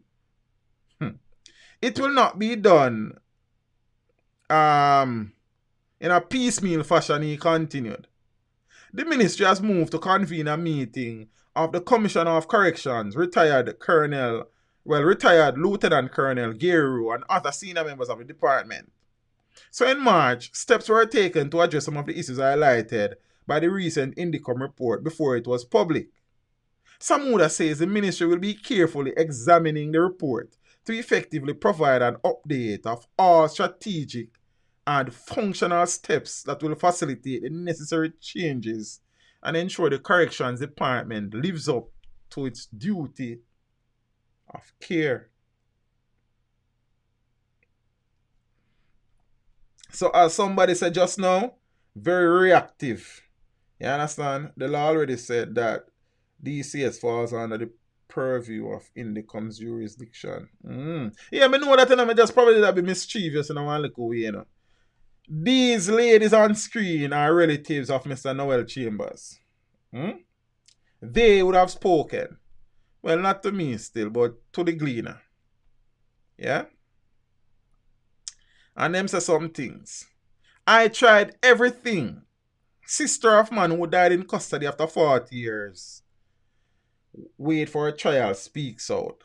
For more than 3 decades, Joyce Davy sought justice for her brother, Noel Chambers, stepping up her efforts as visible signs emerged that his health was deteriorating at the Kingston-based Tower Street Adult Correctional Center, where he spent 40 years without trial. And the next thing, let me ask the next question. I don't know if anybody in here familiar with the DCS. GP, isn't GP normally where high risk convicts are housed, while a place like Horizon is a remand facility where persons not convicted but in front of the courts are held, and if they're deemed high risk, they put over GP. How come Mr. Noel Chambers end up over GP if he has never been convicted? Me just call me and say I don't know, so I ask me and ask. It's a serious question. I know say you have high risk convicts over Horizon because they have special security posts over there and them something. Because some of the videos that I have been doing recently, like one video were titled When the Feared Became Fearful, where some of the most famous names in criminality in Jamaica complained at one point in time that they were being beaten by soldiers at security posts 9 or 11. One of them security posts are over Horizon. So I know quite a number of high profile convicts are held at Horizon. But me just ask, Zane? Oh, Mr. Raymond Johnson said both. Okay, cool. Alright. I don't know, probably I just saw me did work it out in my head, but it look like me wrong. Zane? So watch now. Because you know the first thing I ask myself when me come across the article is how come him not have no family member we push the system to get a trial? That was the first thing me ask myself, you know. So, yeah, my family. You understand? And then me I say, it's enough time too. You see, because these men are considered to be mentally unstable, sometimes them family member just got top look for them, you know. It's a mixture of the two teach. High-risk prisoners such as Andem, etc. are held at Horizon Security Post 11. Yeah? It's where the bad eggs are disciplined. Okay, fine. We'll learn. Yeah, I may just do a video about it about less than a month ago and I Miss Campbell, but then I do so much video to even remember everything. Teach them use remand man at GP for years without conviction. Okay. Security Post 11 where they make big man ball like a girl. That ain't no place to play around. So I learning that one video I do over there. When he was arrested, there was no Horizon. Interesting. Oh, you know, so I think I do a video one time about the prisons in Jamaica. I need to do a follow-up video upon that, you know. I'm not get around to it yet. You understand? Okay. Blessings for the Lance Cooks. There was no GP 1980. You sure? May I check?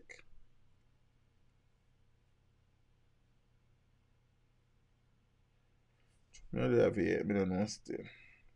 So watch you now.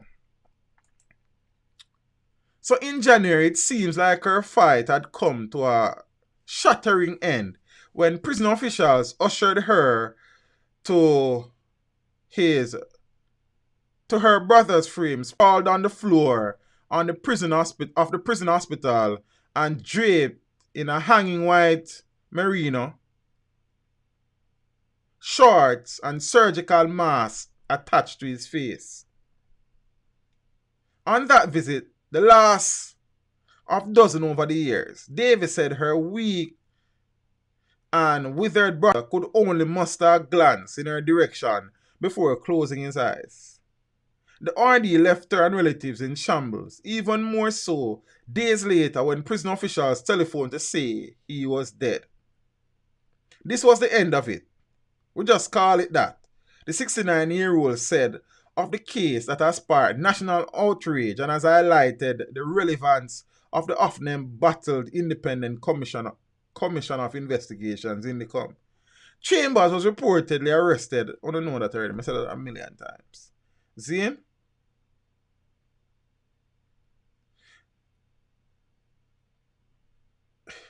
Alright, so I'm going to read this because this sounds important. I never read the article yet.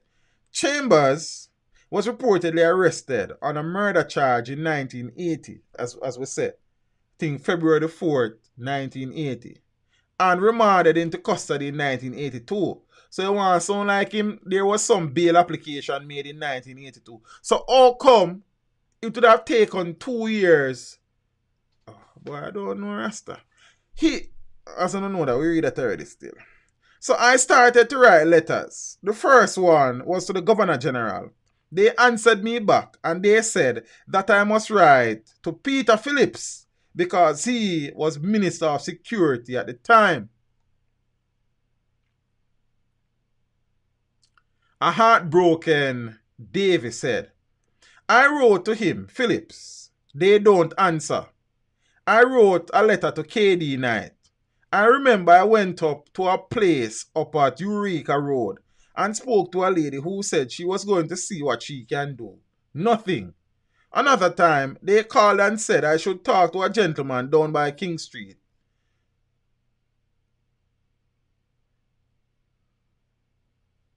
And this what is? Stairs again. Statements again. Relayed the elderly woman. It's just pure statements and nothing, she said, outlining various visits to legal aid clinics in the corporate area. They told me that he was going to come home, and that is why we signed up paper in 2004. 16 years ago, that, you know. We send go to country. We prepare place for him. Everything, she said. Them get bed for him and everything. It is not to say I never tried. It's that hurt me to know that I tried. Me try everything for him, said the despondent Davy, who spurned criticism in sections of the media that Chambers was abandoned by his relatives. Me I tell you the truth, that the first thing that came to me, I said, oh, a man been in prison for 41 years and nothing to do about him. When family there for petition on his behalf. See, the king, when I deal with. So, me did ask myself that question. I never said publicly, me never talk to nobody about it. Because normally when certain stories come up, and me need somebody to bounce off some information, me normally call Simo. Simo my brother. You understand? And normally when I talk to Simo, he normally give me a different perspective on a number. So, I'll be looking at it at a particular way. When I talk to him, I say, Jaja. That make a lot of sense. You understand? Him is a very fair man. Zane, and him call a spade, and we respect that. Normally when I talk to him about a thing, or I come up with a topic, and me personally, it's conflicted, Zane, because I come across many topics that I am conflicted, and me just probably not say it. And then me link Simon, and Simon say, oh, boom, boom, boom. You see me? And me see it from a totally different perspective. Me still might be conflicted, you know, but him normally, you know what I mean, look at the thing from some different angles. Yeah, man. So watch you now. So apparently his sister is feeling, you know what I mean, a little bit of the pressure from the media because they must say, well, me there strain me eye them but it's a bright screen and a million light. Zane, I said the family never do nothing. So I suppose the lady feel a way about the thing too. Yeah. It is not a matter of that. Him don't have anybody. But they treated him as if he don't have anybody. She continued, questioning whether her brother could have had a longer life had he received proper medical care outside of the facility. Chambers' niece, which is the Empress here, Ruth Perkins, cried openly as she recalled the deplorable state her uncle was in when he was turned over to the family at a funeral home earlier this year. Funeral home workers reeled in disgust as the bed sores and open wounds that riddled his body, she said. I never know, say, if an inmate die in a... Oh, but I guess that makes sense. I never know what the funeral arrangements that the family bury the person. See? Like this, a situation like this, where a man, I don't know. Yeah, man, I know that GP was the original name, man, and then it was changed to the Tower Street Adult Correctional Center. But I'm thinking, said it was around before 1980. I don't remember all that come up in the conversation still, but I think so. I could be wrong. All right, so watch you now. Me used to my uncle as this nice, strong, well-dressed Rasta man. Neat. His hair always covered. And then for years, you don't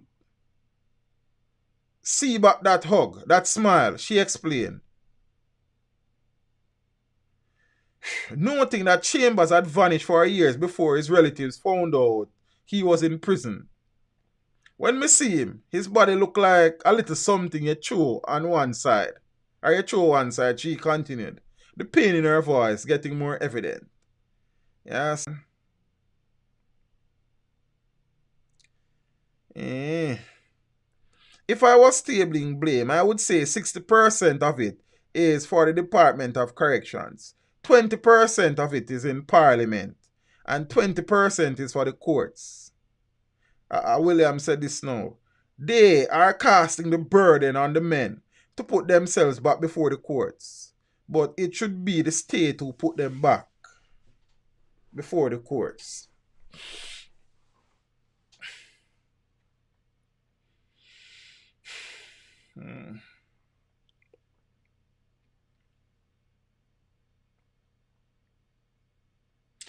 I wonder why Peter Phillips never respond to the people them letter.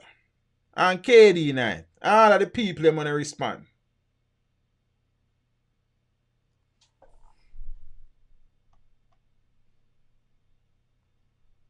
But Mr. Peter Phillips get one letter the other day and he respond quick. Then I don't know if he have a letter responses. Yes, and the same letter KD night respond to quick. You understand? One big circus. Clowns in town. So I don't know. Because them seem to respond to letters quick. I guess because I never 15 people write. But I don't know still. You understand? Things sad, aya.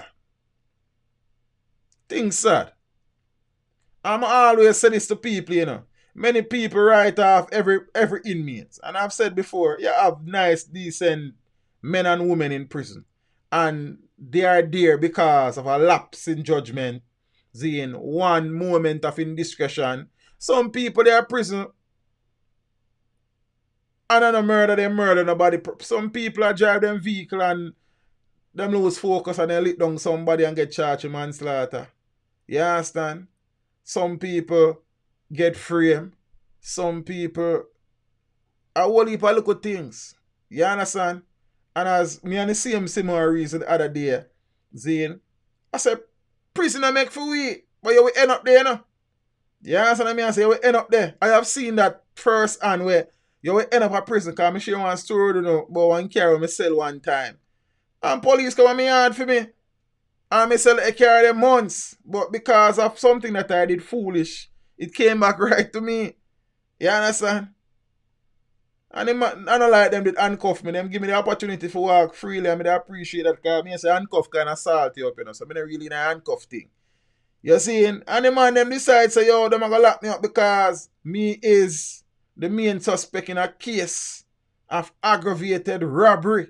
The time me there work at each government pitney them, you know. You understand what I say? See? Boy, I tell you. And I could have ended up there, man. Them say right now, we are going to hold you for 36 hours until we do investigation. It's a good thing, so means a good youth, and my name not too bad road. Tamu, how we prevent this from happening? Hopefully all the promises that have been made, Zane, it's not just talk. I will give the young Samuda with the benefit of the doubt, as he is the point person as it relates to the Department of Correctional Services now. I trust that, I suppose, similar to the George Floyd situation, where George Floyd's name will never die, no matter how you look upon it. His name will resonate through history. I suppose let Noel Chambers be that name that is used as a vanguard against the injustice that was meted out to him and other inmates, and it is sorted out. Yeah?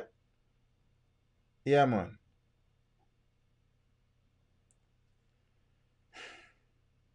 Miss Root Daly say, but Miss Root Daly, watch ya. Remember, you know, as per the law, every single month a report is written by the head of corrections, and in that report it is expected that all the inmates in the penal system that is able to plea is mentioned in the reports, you know. So even if who forget him, alright, same family forget him, the system not forget him.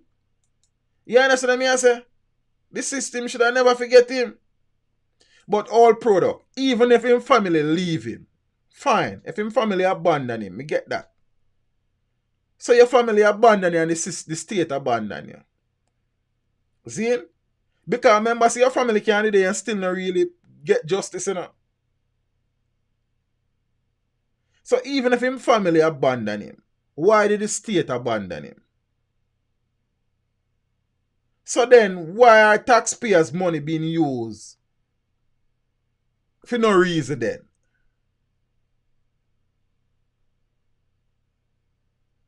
If you understand what I say. So it's basically we're having people collecting a salary, we're not doing nothing.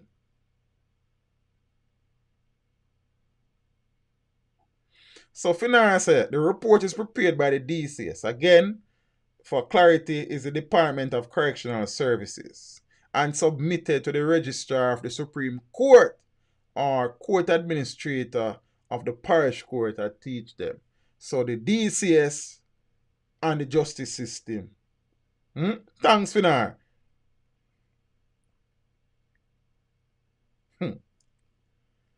Ah, boy. So I understand the possibilities that his family might have abandoned him somewhere along the line. His sister said not quiet. You understand? People, if you do them job, Miss Daly, man, that is where you get paid for, you know. If you're employed, man, be show some integrity in your job, man. You're not always perfect at your job, you know. But earn your money, man. Earn your salary, man. See me the point?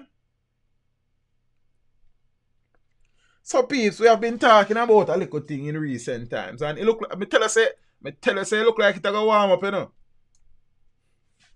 It's warming up. Gentleman on screen, Mayor Michael Belnavis. You understand? He kinda name a call some ways.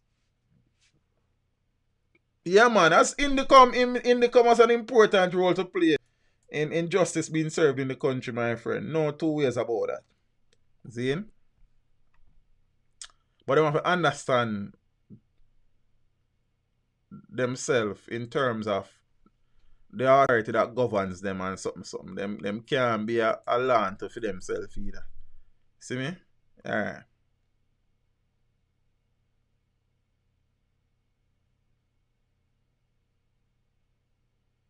Yes, Robin Limitless, definitely.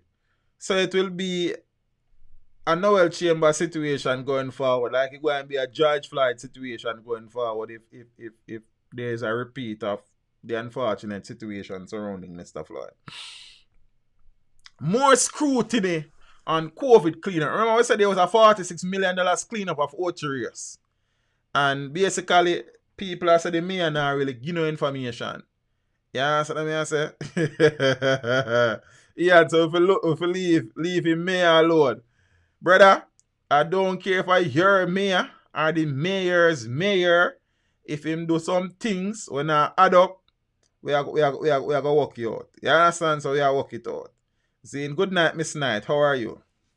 The Public Administration and Appropriations Committee has called on the Integrity Commission or any other appropriate state body to investigate the $46 million contract awarded to Rahim Cleaning and Trucking Limited to carry out cleaning and sanitizing work at 8 locations in Orchard, St. Anne. Wow, sanitization must be... I need to get into the sanitization industry because like some money in there. Eyebrows were raised, I think Wednesday or Tuesday, during a meeting of the committee at Gordon House when it was revealed that it cost more than $9 million to sanitize and clean handrails, gates, doors, gate handles, and door handles at the Orchard Pier. I know the Orchard Pier by heart. I don't know that they have so much handrails and doors to cost $9 million to clean them. I could have cleaned them, see, and save them about one good $8.5 million. I'm just saying. See?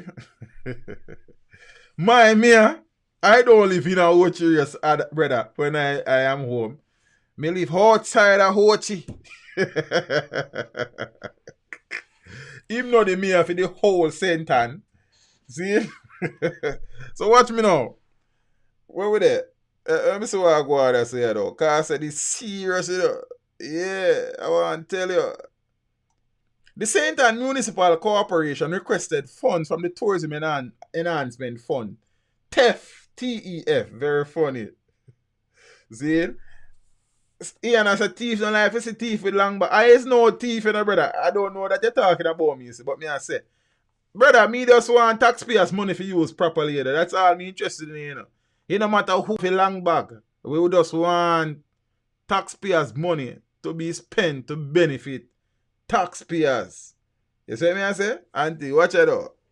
Listen what go on though.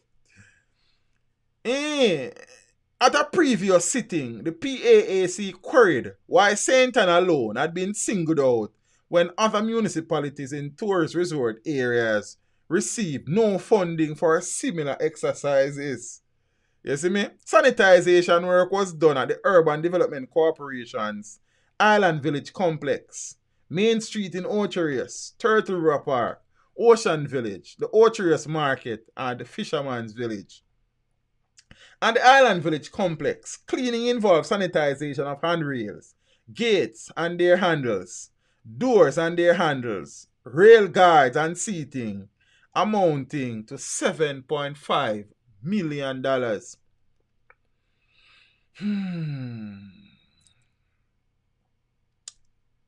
So now, one of the persons upon the committee, Zane, queried whether the contract involved any construction work. He said the numbers presented for work done in Orchards appear quite inflated.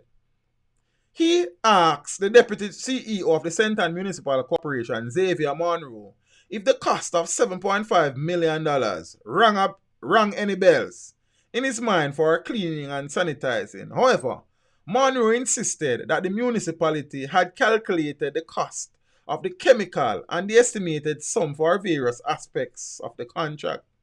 So when we had an idea of what it would cost for material, chemicals, equipment used, and the labor force, the deputy CEO said, in order to reach the amount on the estimate, we did a calculation of what is the cost of the chemical, the amount of chemical to be applied per square meter, and the area that of that particular location, he added.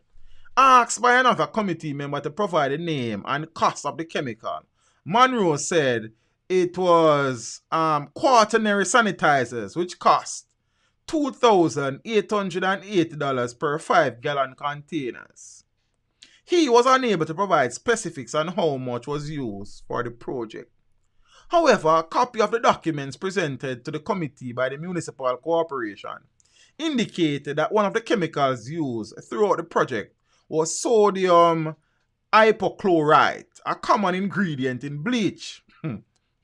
Another committee member shared that the Portmore municipality spent a total of $300,000 to carry out cleaning and sanitization of all the major gathering areas in Portmore, which include the Nagahead Transport Center, Zane, Waterford Transport Center, Greater Portmore Health Center and Library, all the bus shelters, and all of Portmore Mall.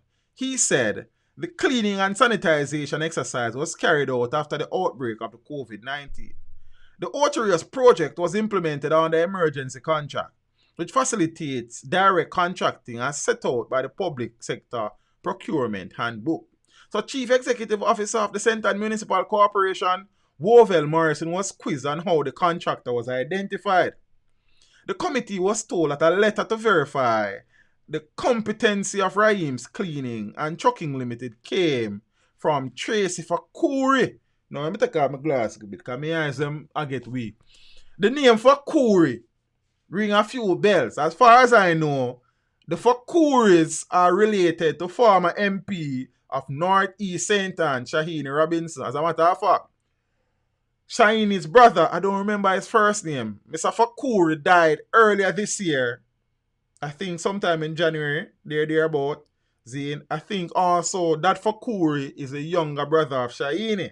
So anytime you hear a Fakuri name in relation to Ochi is them related to Shahini, as far as I know, as a Ochi man myself. Zane? Alright, watch out now. So, came from Tracy Fakuri, Regional Operations Manager at NEPM, Waste Management Limited. So I don't know if this Fakuri related to them Fakuri. You understand? So, yeah, I know a few names, a tourist place. Them have to use enough bleach. Okay, sir, that's your word. You understand? Shall we there now? I'm last now. Yeah. Companies, Offices of Jamaica records indicate that Raheem's Cleaning and Trucking Limited was incorporated in August 2017 and is located in Crossroads, St. Andrew. So you know a company at St. Anne or St. Mary where could they do your work? Make your money stay closer to yard. Kingston, Raheem Walker and Damian Shirley are named as directors and shareholders. The agreement between the St. Anne Municipal Corporation and the contracting firm was signed on March 26, 2020. However, the letter of recommendation from Fakuri was dated May 20, 2020. Almost 2 months after the contract was signed. We are living in a serious time. Just look out for the signs. So you would have got the recommendation after the work was completed. It was observed. So nobody in a Ochi no have no video of the $40 million. You know what I said to myself, say, I need to go video will go on and the place will clean, but then a good while I know still and my name better go. You understand? Probably if me did the back that side, I do it still, but I don't know Rasta.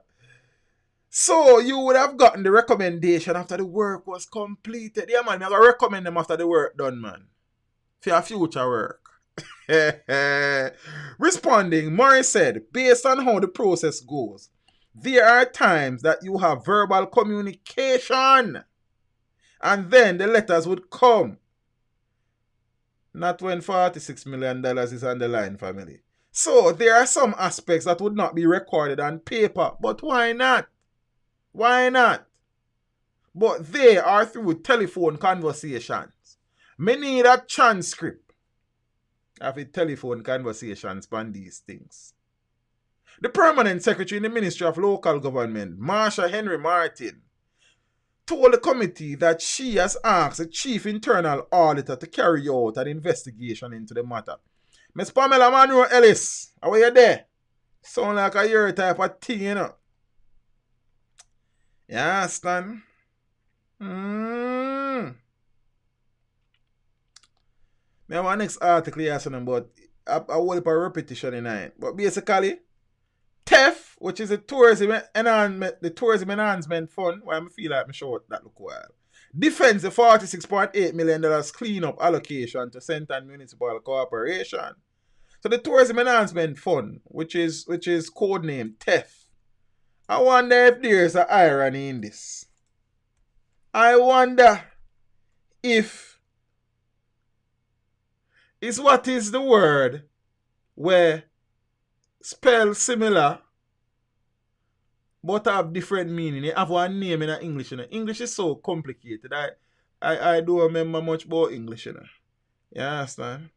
But you have one name. Is a. I know these things, you know. I mean, ain't so fool when I go to school. You know? I don't remember. But I know what somebody will tell me. But even though you don't spell like a real theft, but it's so the same way. But you have a different meaning. See? Auntie. So, nah man.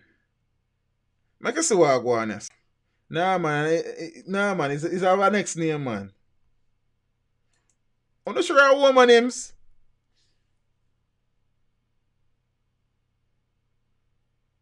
I'm not sure for that me don't know. I know when woman names are said, but there's a word in English language when two things, I don't know if I spell it, are them sound the same way when they pronounce them, but they have different meanings. Some of them say woman names or woman phones. And for some strange reason, I search a more exotic word. See, and it sound like Matthew got check in dictionary, you know. I not bet, brother. But me I'm more sure one next word into it, one more exotic word. So when I learn the word, I used to love the word. I don't remember what you know. See, so they must say a woman names and woman phones and all sort of phones, yeah. So house phone and something. Alright, I work with it. I work with it. I don't say a woman names and woman phones. Alright, fine. But what you know, me an idiot, you know. You know me an idiot. Because nobody know more than Google, you know. You know what I mean?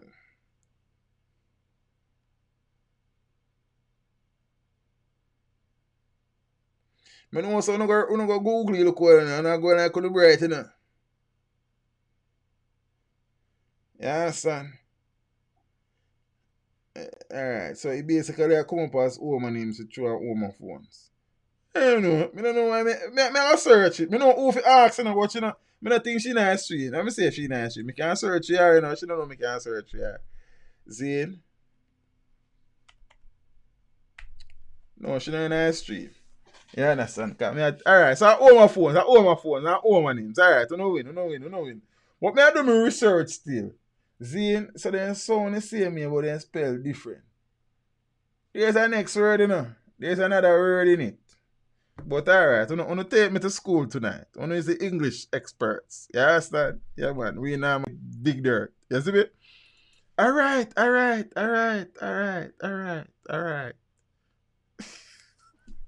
So watch out now. So the Tourism Enhancement Fund, TEF, has sought to defend its allocation of $46 million to the St. Ann Corporation to sanitize, to sanitize public spaces in Oteria St. Ann, citing that other municipal corporations have applied for a similar COVID-19 related cleanup projects. But the St. Ann application was among the earliest received. A breakdown of the expenditure of the St. Ann project included approximately $10 million being reportedly spent to clean and sanitize Oterius Market, 7.5 spent on the Island Village complex, handrails, gates, and something.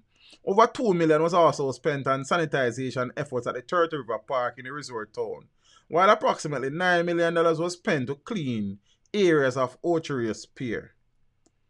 See? So now, Tefa say, so we give them the money for do things. Then, yeah, so I say, auntie, I don't really want to go into that. What I want to go into is what next look at thing where. Alright, so I see this. Can I look at some more important information in it? I not skip it. Show with them. Yeah. So the $46 million COVID cleanup project for Orcharius irked PNP councillors in St. Ann who threatened to report the matter to the Auditor General if clarity wasn't provided on the funding of the work and how it was carried out. So the TEF financed the project, but details of the arrangements were unclear last month, and the same appeared to be the case with the execution of works that were involved. So in response to the threat and other issues relative to the sanitization project, which was first raised at the monthly meeting of the Municipal Corporation last month, its chairman, St. Ann's Bay Mayor Michael Belnavis, in whose Orcharius division the work was done, dismissed the concerns of the PNP councillors as a political agenda. He also insisted that the applicable procurement guidelines were followed. But the project caught the attention of some people and then something else. So on Wednesday, at the PAAC meeting, Permanent Secretary in the Ministry of Tourism, Jennifer Griffiths, sought to bring clarity to the allocation of the St. Ann local authority by the fund. She explained that the request for funding to mitigate against COVID-19 was not only for Orcharius, as other St. Ann towns had initially been incorporated in the cleanup project. She said TEF, however, only approved the funding for the portion of the work in the resort town of Orcharius. The project document that came to TEF, in fact, spoke about maintenance and rehabilitation of tourism areas, and the document requested funding for a number of areas: Orcharius, St. Ann's Bay, Brownstone, and DB, which is Discovery Bay, Griffiths explained. The request came for $77,269,841.08. Wow. From the St. Ann Municipal Corporation. The board of the TEF reviewed the request and in fact approved $46,851,105.30 for the town of Orcharius only. $30 million for the other three towns was not approved in that request, she further indicated. It was not made clear why that money was requested for the other towns was not approved, or whether the work in the other towns in St. Ann will be done in the future. So the permanent secretary said the main aim of the project was to conduct sanitization and deep cleaning work for public spaces in the resort town of Orcharius. I'm telling you the place them when they're there already. You understand? Griffith said that in relation to the procurement and awarding of the contract to a company to conduct the cleanup project, the St. Ann Municipal Corporation would have that responsibility. See, when inquiries were made as to why Orcharius was singled out, the only tourism area to benefit from the funding to conduct sanitization and deep cleaning works, the permanent secretary said there was no intention of focusing on one area. I don't know if there was a singling out, but this is what came to the board, Griffith suggested. So in seeking to bring clarity on the selection of the Orcharius directors of projects at the Tourism Enhancement Fund, Johan Rampier said the request for St. Ann was one of the first to be received, and as such, Orcharius was approved early. One long holy person, you understand what I say? But I could move on a little. Mr. Belnavis shall remain on screen. There's a next little thing will come about at a meeting where I am certain that Mr. Belnavis is a businessman who has been a businessman for a long time. I don't recall exactly whatever business he's involved in. But I remember Mr. Belnavis' name from when I was a young boy growing up. In Orcharius, near Orcharius, outside of Orcharius. See? So you see, Ian probably can't tell you what kind of work Mr. Belnavis, what kind of business he operate. So he seemed to be somebody who would have done well for himself in the past. But one little thing that come out now. Apparently he's the owner of a Porsche. See, and that Porsche is, I don't know if it's a hybrid vehicle, or it is solely an electric vehicle. See? But apparently there was some charging station that was built using, by all accounts, monies from the council for the mayor to charge his vehicle. There are a variety of ways of looking at this. And as I said, if Mr. Mayor is able to afford a Porsche, and buy a Porsche, nothing wrong with that. You understand? Get a youth to drive Porsche. You work hard for. Zine? So I don't know Mr. Belnavis. I don't recall what type of business, but I know he's supposed to be a businessman. Zine and thing. So him look like him make some money out of him business. So him buy a Porsche. Zine and thing. So now, we don't have no issue with that. If the man can afford a Porsche, he buy a Porsche. If he can afford a Benz, he buy a Benz. We don't have no issue with that. However, the council, the St. Ann Municipal Council, has pulled the plug on the mayor's Porsche. That is what the headlines, and I'm right here. Executive Officer of the St. Ann Municipal Corporation, Noel Morris, has said that the plug-in facility that was installed to charge a personal hybrid Porsche, so it's a hybrid. I think is the what name? I don't remember what name. See, I think I watched couple reviews with that vehicle there. See? I think my next vehicle should be an electric vehicle too, you know. When I can afford it, and build one charging station in my yard. I mean, as an environmentalist, you know, look into it. You understand?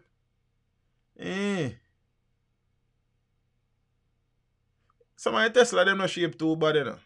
May I save look money. I see. Why? Watch it out. I have to take my things at jokes here. Alright.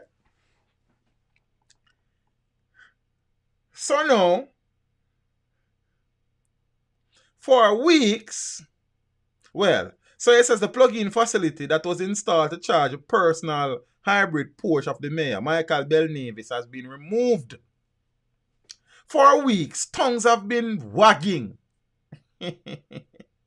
about the facility and associated costs to taxpayers.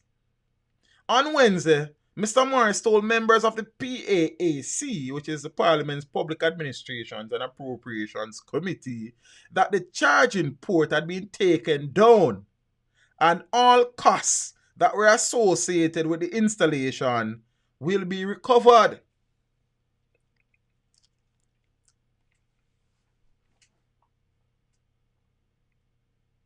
The CEO confirmed that it cost the municipality more than $80,000 to install the facility. He denied claims that the electricity cost of the St. Ann Municipal Corporation had ballooned as a result of the charging port. Committee members had pressed Morris to disclose the basis for installing the vehicle charging facility. Morris wanted to know if he was being asked a trick question. My questions are not tricky. They are very straightforward, he added. However, Morris indicated that in meetings with the chief internal auditor, no regulations were found that prohibited the municipality from proceeding with the facility. It was just based on ethics. So we did not find a regulation to say that it could not be done, but in order to address it, we corrected it, he said. He disclosed that a request has been made for a meter to be attached with the mayor's covering and associated costs. Where so the mayor forget charging station. Because now we buy them gas anyways, not taxpayers pay for gas to them. They don't get traveling and sitting. Building a charging station is not in a sense a bad thing, but if the mayor build it for his own convenience, Zine, using monies from the municipality, and then the municipality will be footing the bill, then me can't sanction that. Porsche drive, electric Porsche drive. I wish every person could afford a Porsche electric or a Tesla. You understand? So me not have no issue with the idea, because the reality is that going forward, this will start to become the norm, as most people will be driving many people will be driving electric vehicles. You understand? So I don't know Rasta. See? And thing. not a bad idea, but if it is just for the mayor's sole benefit and the taxpayers a foot all of them bill there, then we can subscribe to that still. You see? And thing. So, but I suppose eventually we will be going forward electronically, vehicle-wise, in the future. Interesting. Yeah. But I want to tell you a little thing. One of the few Jamaicans out there who I think has more bite than bark. Well, when him there OCG, them now Integrity Commission, I don't know. It's Mr. Greg Christie. Plus him helping preserving the environment. Why? The reality is still with the electric car still, brother. It depends on how you look at it. Because me, as a trained environmentalist, we look upon it and say, alright, you might use an electric vehicle, but at the end of the day, it's not a solar vehicle. You understand? So the energy where I'm still use for charge a vehicle is being generated using crude oil. So how much is he really protecting the environment? You understand what I say? Because carbon dioxide and carbon monoxide and sulfur dioxide and methane, all of those will be emitted after him drive a vehicle. After the electricity generation process. You understand? So at the end of the day still, I suppose it depends on how you look on it. There's a particular electric vehicle that the top, I don't remember when he never do very well. It's a man who used to work at Tesla, go farm in one company. But the top of the vehicle, like the sunroof, it is all solar panels. So that vehicle generates its own electricity. Now that man is not really have no whole of a carbon footprint. You understand? Alright. So Mr. Greg Christie now says that the Integrity Commission will be probing the government's COVID-19 expenditure. Very good. Because in the COVID-19, a lot of money spent. So I hope so that money never spent to benefit some politicians and them friends. So when Mr. Christie dig and forward, make we see it gonna.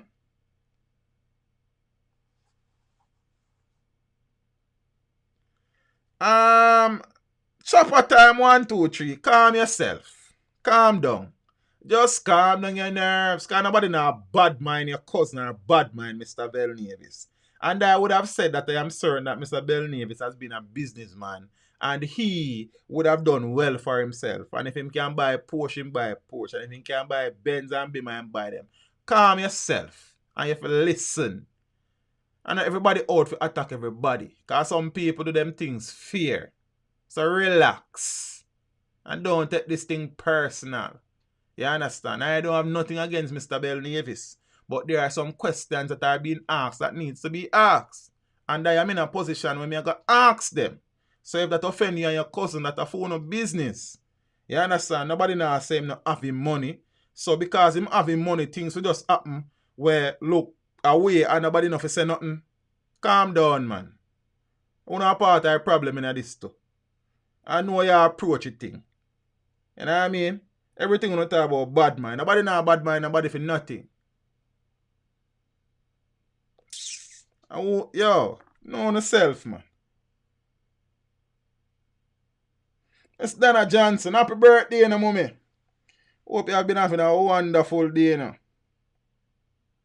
You understand? Hope you live to see many, many, many more. You see? Everything you talk about bad mind, and nobody know to ask no question. People pay tax in this country. So what you mean nobody know to say nothing? Man, move up, man. No bad mind story. Everybody bad mind, bad mind. The moment you ask a question about sitting in a bad mind. Hear me I say now. Back to regular programming.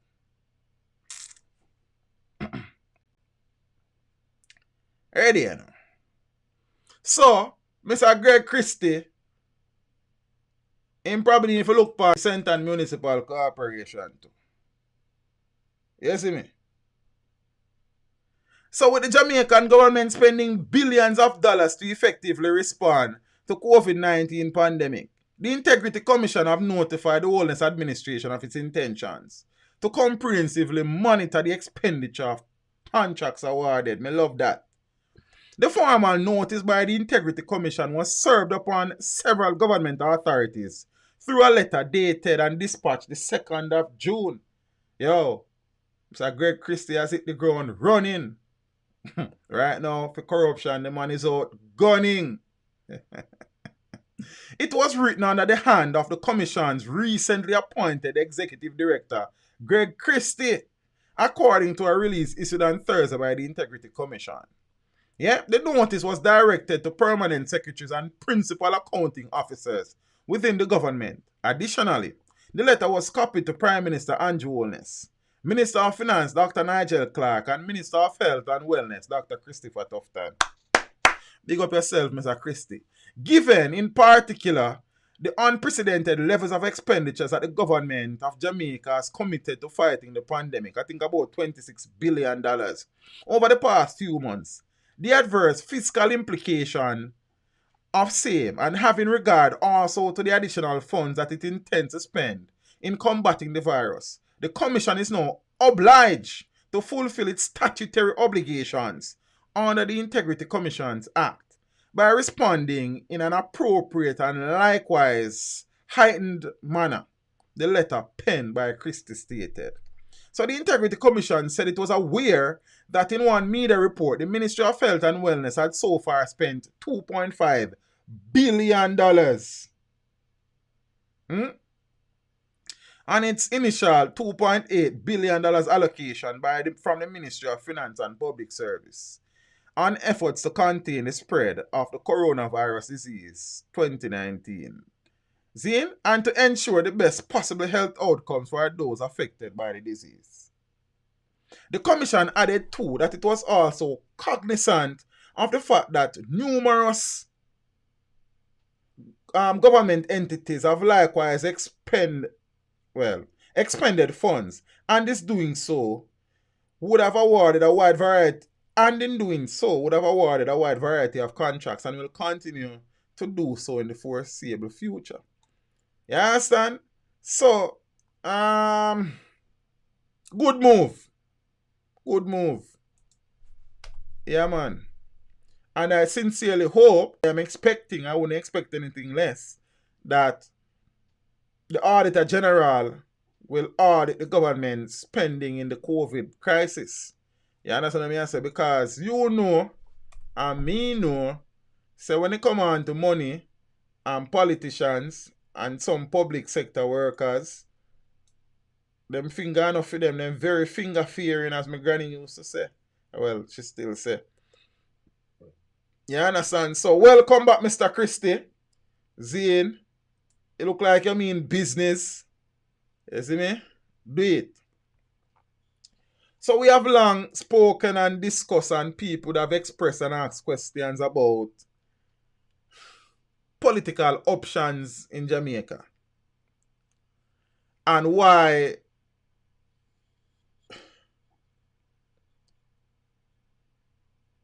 Jamaica's political landscape is so polarized by two political entities, institutions, whatever you want to call them, the People's National Party and the Jamaica Labour Party. There have been attempts at third parties, probably the most successful being the National Democratic Movement, formed by Bruce Golding and some other people back in the days. See?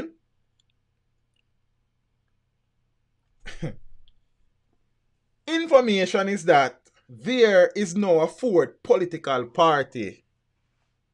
Well, they have applied to be registered in Jamaica. So probably saying it is one so far was probably premature based on the article. However, I came into some information this afternoon. As a matter of fact, I would have inadvertently interacted with one of the members of the new political parties. And you know me normally have some very pressing questions. Seeing and thing. And I ask some questions. As a matter of fact, I suspect that in the future, I will probably interview in said person because I would like to know why, in this very polarized environment, they have opted to form a political party, seeing how Jamaicans would have reacted to third and fourth political parties in our history. The person sounded very confident. They have a lot of proposals and plans. Um, the spokesperson also said that they were faith-based. And them have a few plans. I guess there have a proposal. I was made privy not to the proposal, but a few points in the proposal. So I am watching that development, and as soon as they are ready to come public, I am certain I will get a chance to sit down with somebody in the party, I suppose. That kind of sound weird. Seeing and pick them brain. Ask them questions where you would ask them what make you different. You understand? Cause one of the first questions I ask is there anybody in the organization that is or was formerly aligned to any one of the major political parties? Because people are say, we're not really different. You know, same. So yeah, that was one question I asked. Another question I ask is that down the years, me say a whole heap of people say them a form party and not come election day, because them say them have the support of this and the support of that, and come election day, I once man the vote and I a representative. You understand? They also said, because based on conversation, not in depth, it became apparent to me that they are getting ready to contest the upcoming general elections whenever they are called. And I asked them, say, nobody not gonna really take on it serious because I'm just relate to the people. See? Because one of the statement that was made is that if we form the government, we will do X in the first 90 days. I mean, so that kind of sound like where regular politicians then where we know them say and them things and them say some things and them things and some things. And them must say, yo, some things. So I guess they will share their story and their vision soon. You know, we're not really in the politics thing, but if they are willing to say why they are different and what kind of vision them have and mission them have, I am willing to give them a voice with my little platform here. See? So, like you say, well, you know, we don't really do the political thing per se still. Yeah, man, them say them soon start flood the airwaves and thing. But I could deal with the part. So the Electoral Commission of Jamaica is now reviewing an application for the registration of the Jamaica Progressive Party, JPP. But then now left out the P them, and I see probably. I go to see P, I probably you know. The P there. You understand? But never mind. As Jamaica's fourth political party, the JPP made the application last week and once approved, will be eligible to field candidates for the next general election. So one of my questions was that if you have intentions or desires to contest the next general election, there are 63 seats in Parliament. So I don't remember a third political party fielding a full slate of candidates, and I was told that they have between 55 to 58 candidates selected already. I mean, I say, it wants to sound like a serious thing, you know. Them I say, yeah, man, a serious thing and thing. So watch out now, still. Make we read some more things. So, Director of Elections, Glasspool Brown, said the registrar of political parties going through the process to see whether the political organization have satisfied all the registration requirements. In the interim, though, a notification will be put in the press for the public, and the public will have 30 days to indicate any objection to the registration of the political party, Brown said. He said this notification is expected to be published, I think Thursday gone. I don't see notification still. So, I don't know. So it has been confirmed that a Gilbert Edwards will be the president for the party, while Pastor Robert Rainford is the authorized representative I never speak to none of them two fellows here, but somebody who is apparently very, and as I said, it was very inadvertent. Um strange set of circumstances that ended up to that conversation. But I saw you go. Zane and thing. Say, as I said, the person said that the organization is faith-based. I immediately asked the question, is there a particular denomination in Jamaica that the party is aligned to? They said no, it's a mixture of all denominations. Well, not all, but it's a mixture of denominations and some. Because I asked the question them rapid, like I interview me, I did. Yeah, that's what I say. And thing. And I was assured that the exchanges that were made, I was able to share them and thing. So Gilbert Edwards, get familiar with the name. Zane will be the president. I don't know if Mr. Edwards will be our next Asta Black. So I see. The party slogan, a prosperous Jamaica for all. And its identifying colors are grey, purple, and lavender. The purple and lavender throw me out still. I'm not lie to you. Like when I think the purple and lavender, funeral, it kind of come to my mind. I read it, I did read that one here. I mean, I tell you the truth. Even though my house at Michael was purple and white for life. Bishop Heights. You know what I think of? You understand? But say, the purple thing throw me up. I not lie. And lavender. And grey. Normally party have one color. I don't know what them do with three still, but big up themselves. You understand? The Jamaica Zane Progressive Party. We need some progression. But is Jamaica's electoral system and the electorate mature enough to step outside the Jamaica Labour Party or the People's National Party? Only time will tell. Remember, we have a discussion recently where we always about say we want something different, and when political party or independent candidates come out, nobody no vote for them. You understand? So he's saying that many of the parties before never have the funding, so it sounds like them have financial backing. It would be interesting to look at the makeup of the executive if and when the electoral office ratifies their registration and something and hear them funding. I don't know if it's a church going to fund it. You understand? Because them say it's faith-based, so I don't know. You understand? From a church, it is going to take off. You feel so? Remember that at the end of the day, church people are Jamaicans, same way, and Jamaicans operate with some local traditions, be it good or bad, though. So I don't know that it being a church it make a difference, cause I don't know, but there's a possibility for choose Lena Ian. You understand? So make we see. See, as me say, me just want to ask some serious questions, cause me in a question thing. See it. You see me? And thing. As me say, we need an alternative. I don't know if the Jamaica Progressive Party will be that alternative. You understand? One of the questions I asked also, if you are interested in contesting the next general election, how come we're not soon in the space, in the social media space, mainstream media? The person said that the media would have been on hold until the registration process is completed and such.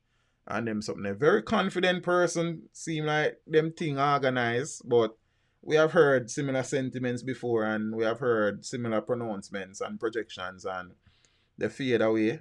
And one of the issues that the people too, them say them want this, but when they get this and that they want orange or green. You know what I mean? So make we see. So we don't know if purple and lavender and grey is the color. No, that is them color, but when I say it's a color, I mean the color that will lead the people. I mean, so one of the next thing to, because at the end of the day, if you have a contest in the next general election and you just seek registration, nobody not really know. So when you come and make promises, then nobody not really pay no mind, because I don't like when have a track record. You understand? I like when they run for 5 years, a decade, where people know say it's an organization that has been here and will be around You see me? So, purple is a royalty. Okay, when I wear purple go funerality, you know, Miss Kimberly. So, it depends on you look at it. As me say, I look on the thing and analyze the thing, you know. You understand? For the sake of the country, I suppose I would suspect that not suspect. I would wish that this is not one of those entities that come about and fade away, for the sake of the country, for the sake of providing options. I don't know what type of option, because as I said, I've never seen them. I'm gonna know them. Or them are, you understand what I say? But I hope that it's a entity that maintains a level of integrity, that avoids corruption. But I suppose with politics, you just suppose certain things are inseparable, innit? So I could watch and see. I suppose being faith-based, I don't know. You see me? Bombard at 12:30. You know, say today we, you know, see yesterday gone. You understand? Social media should be the platform. We desperately need an alternative. But then we hear that every time, you know, Ian, and then when election come, I just see man them vote for themselves.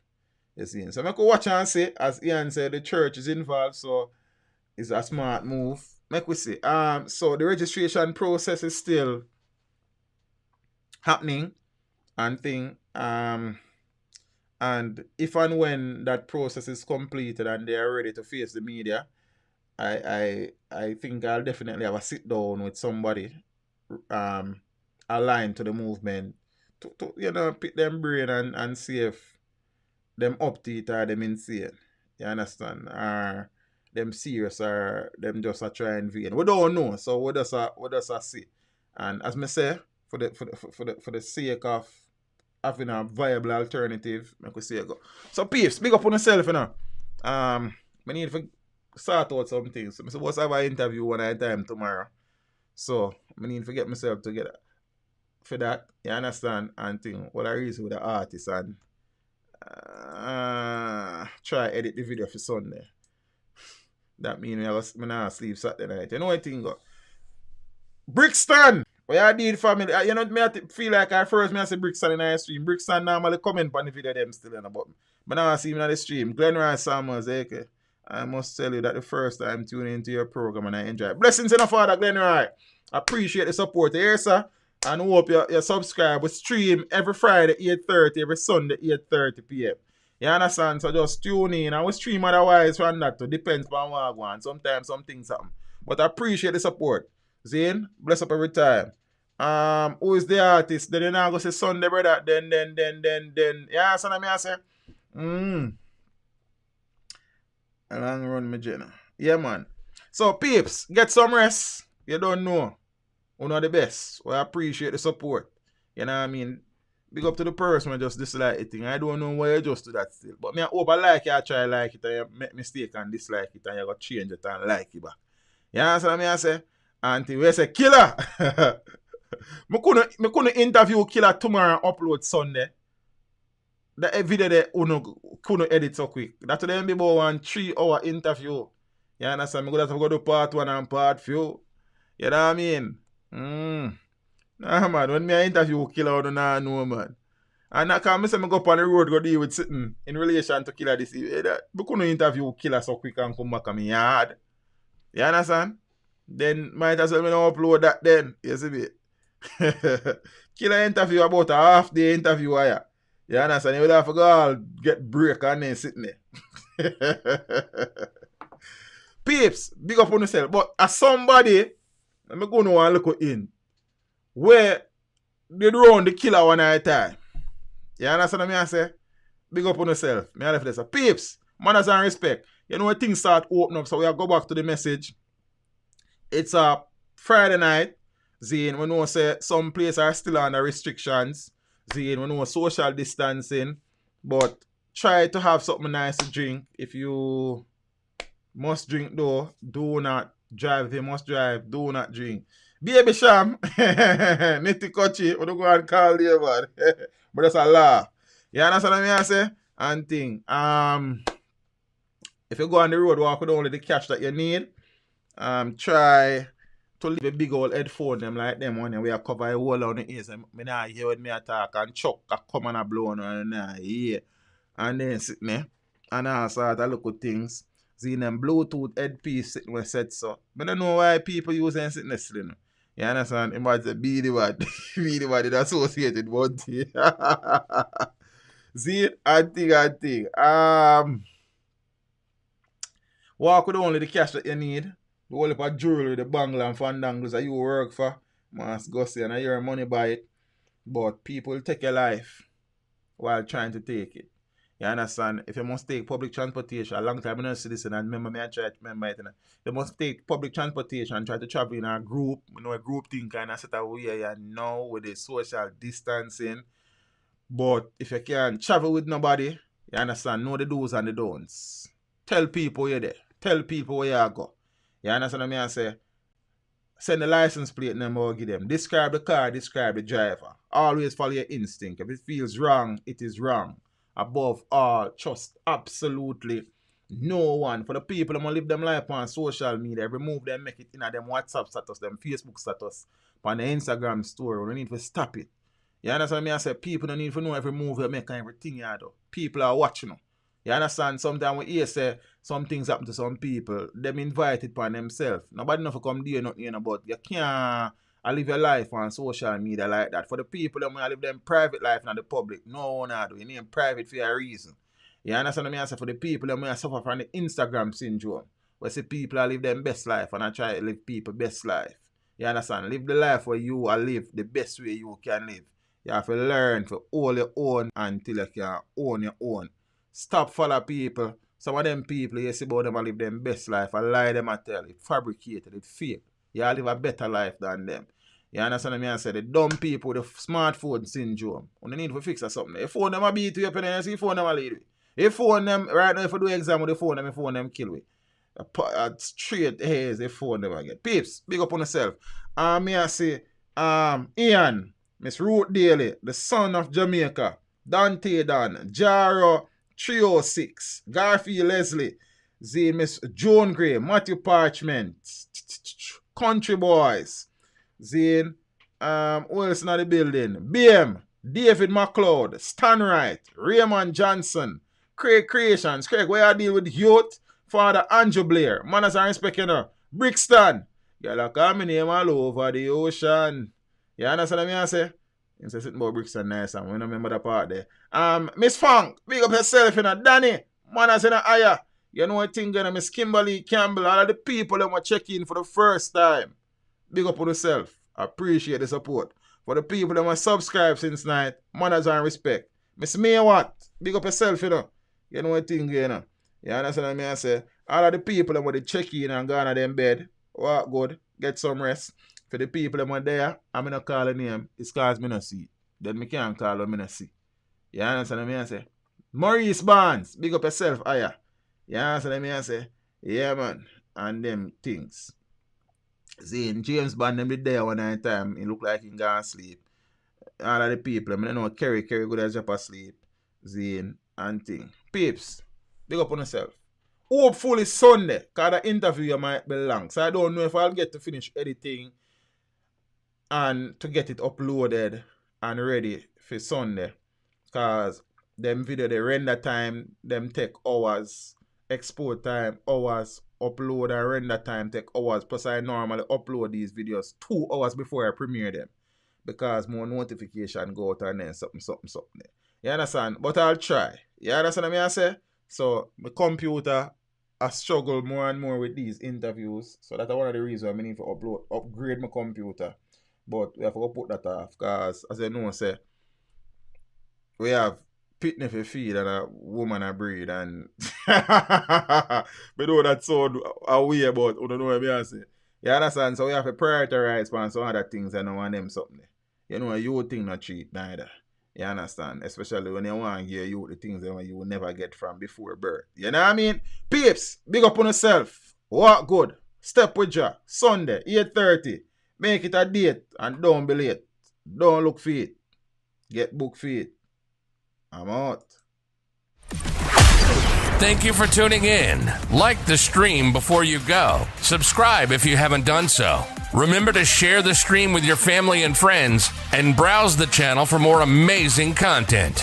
Until next time, walk good, my friends. Teach them. Hey, yo, hello. Send the message, reach them. It's teach them. Right here. Warlord representing.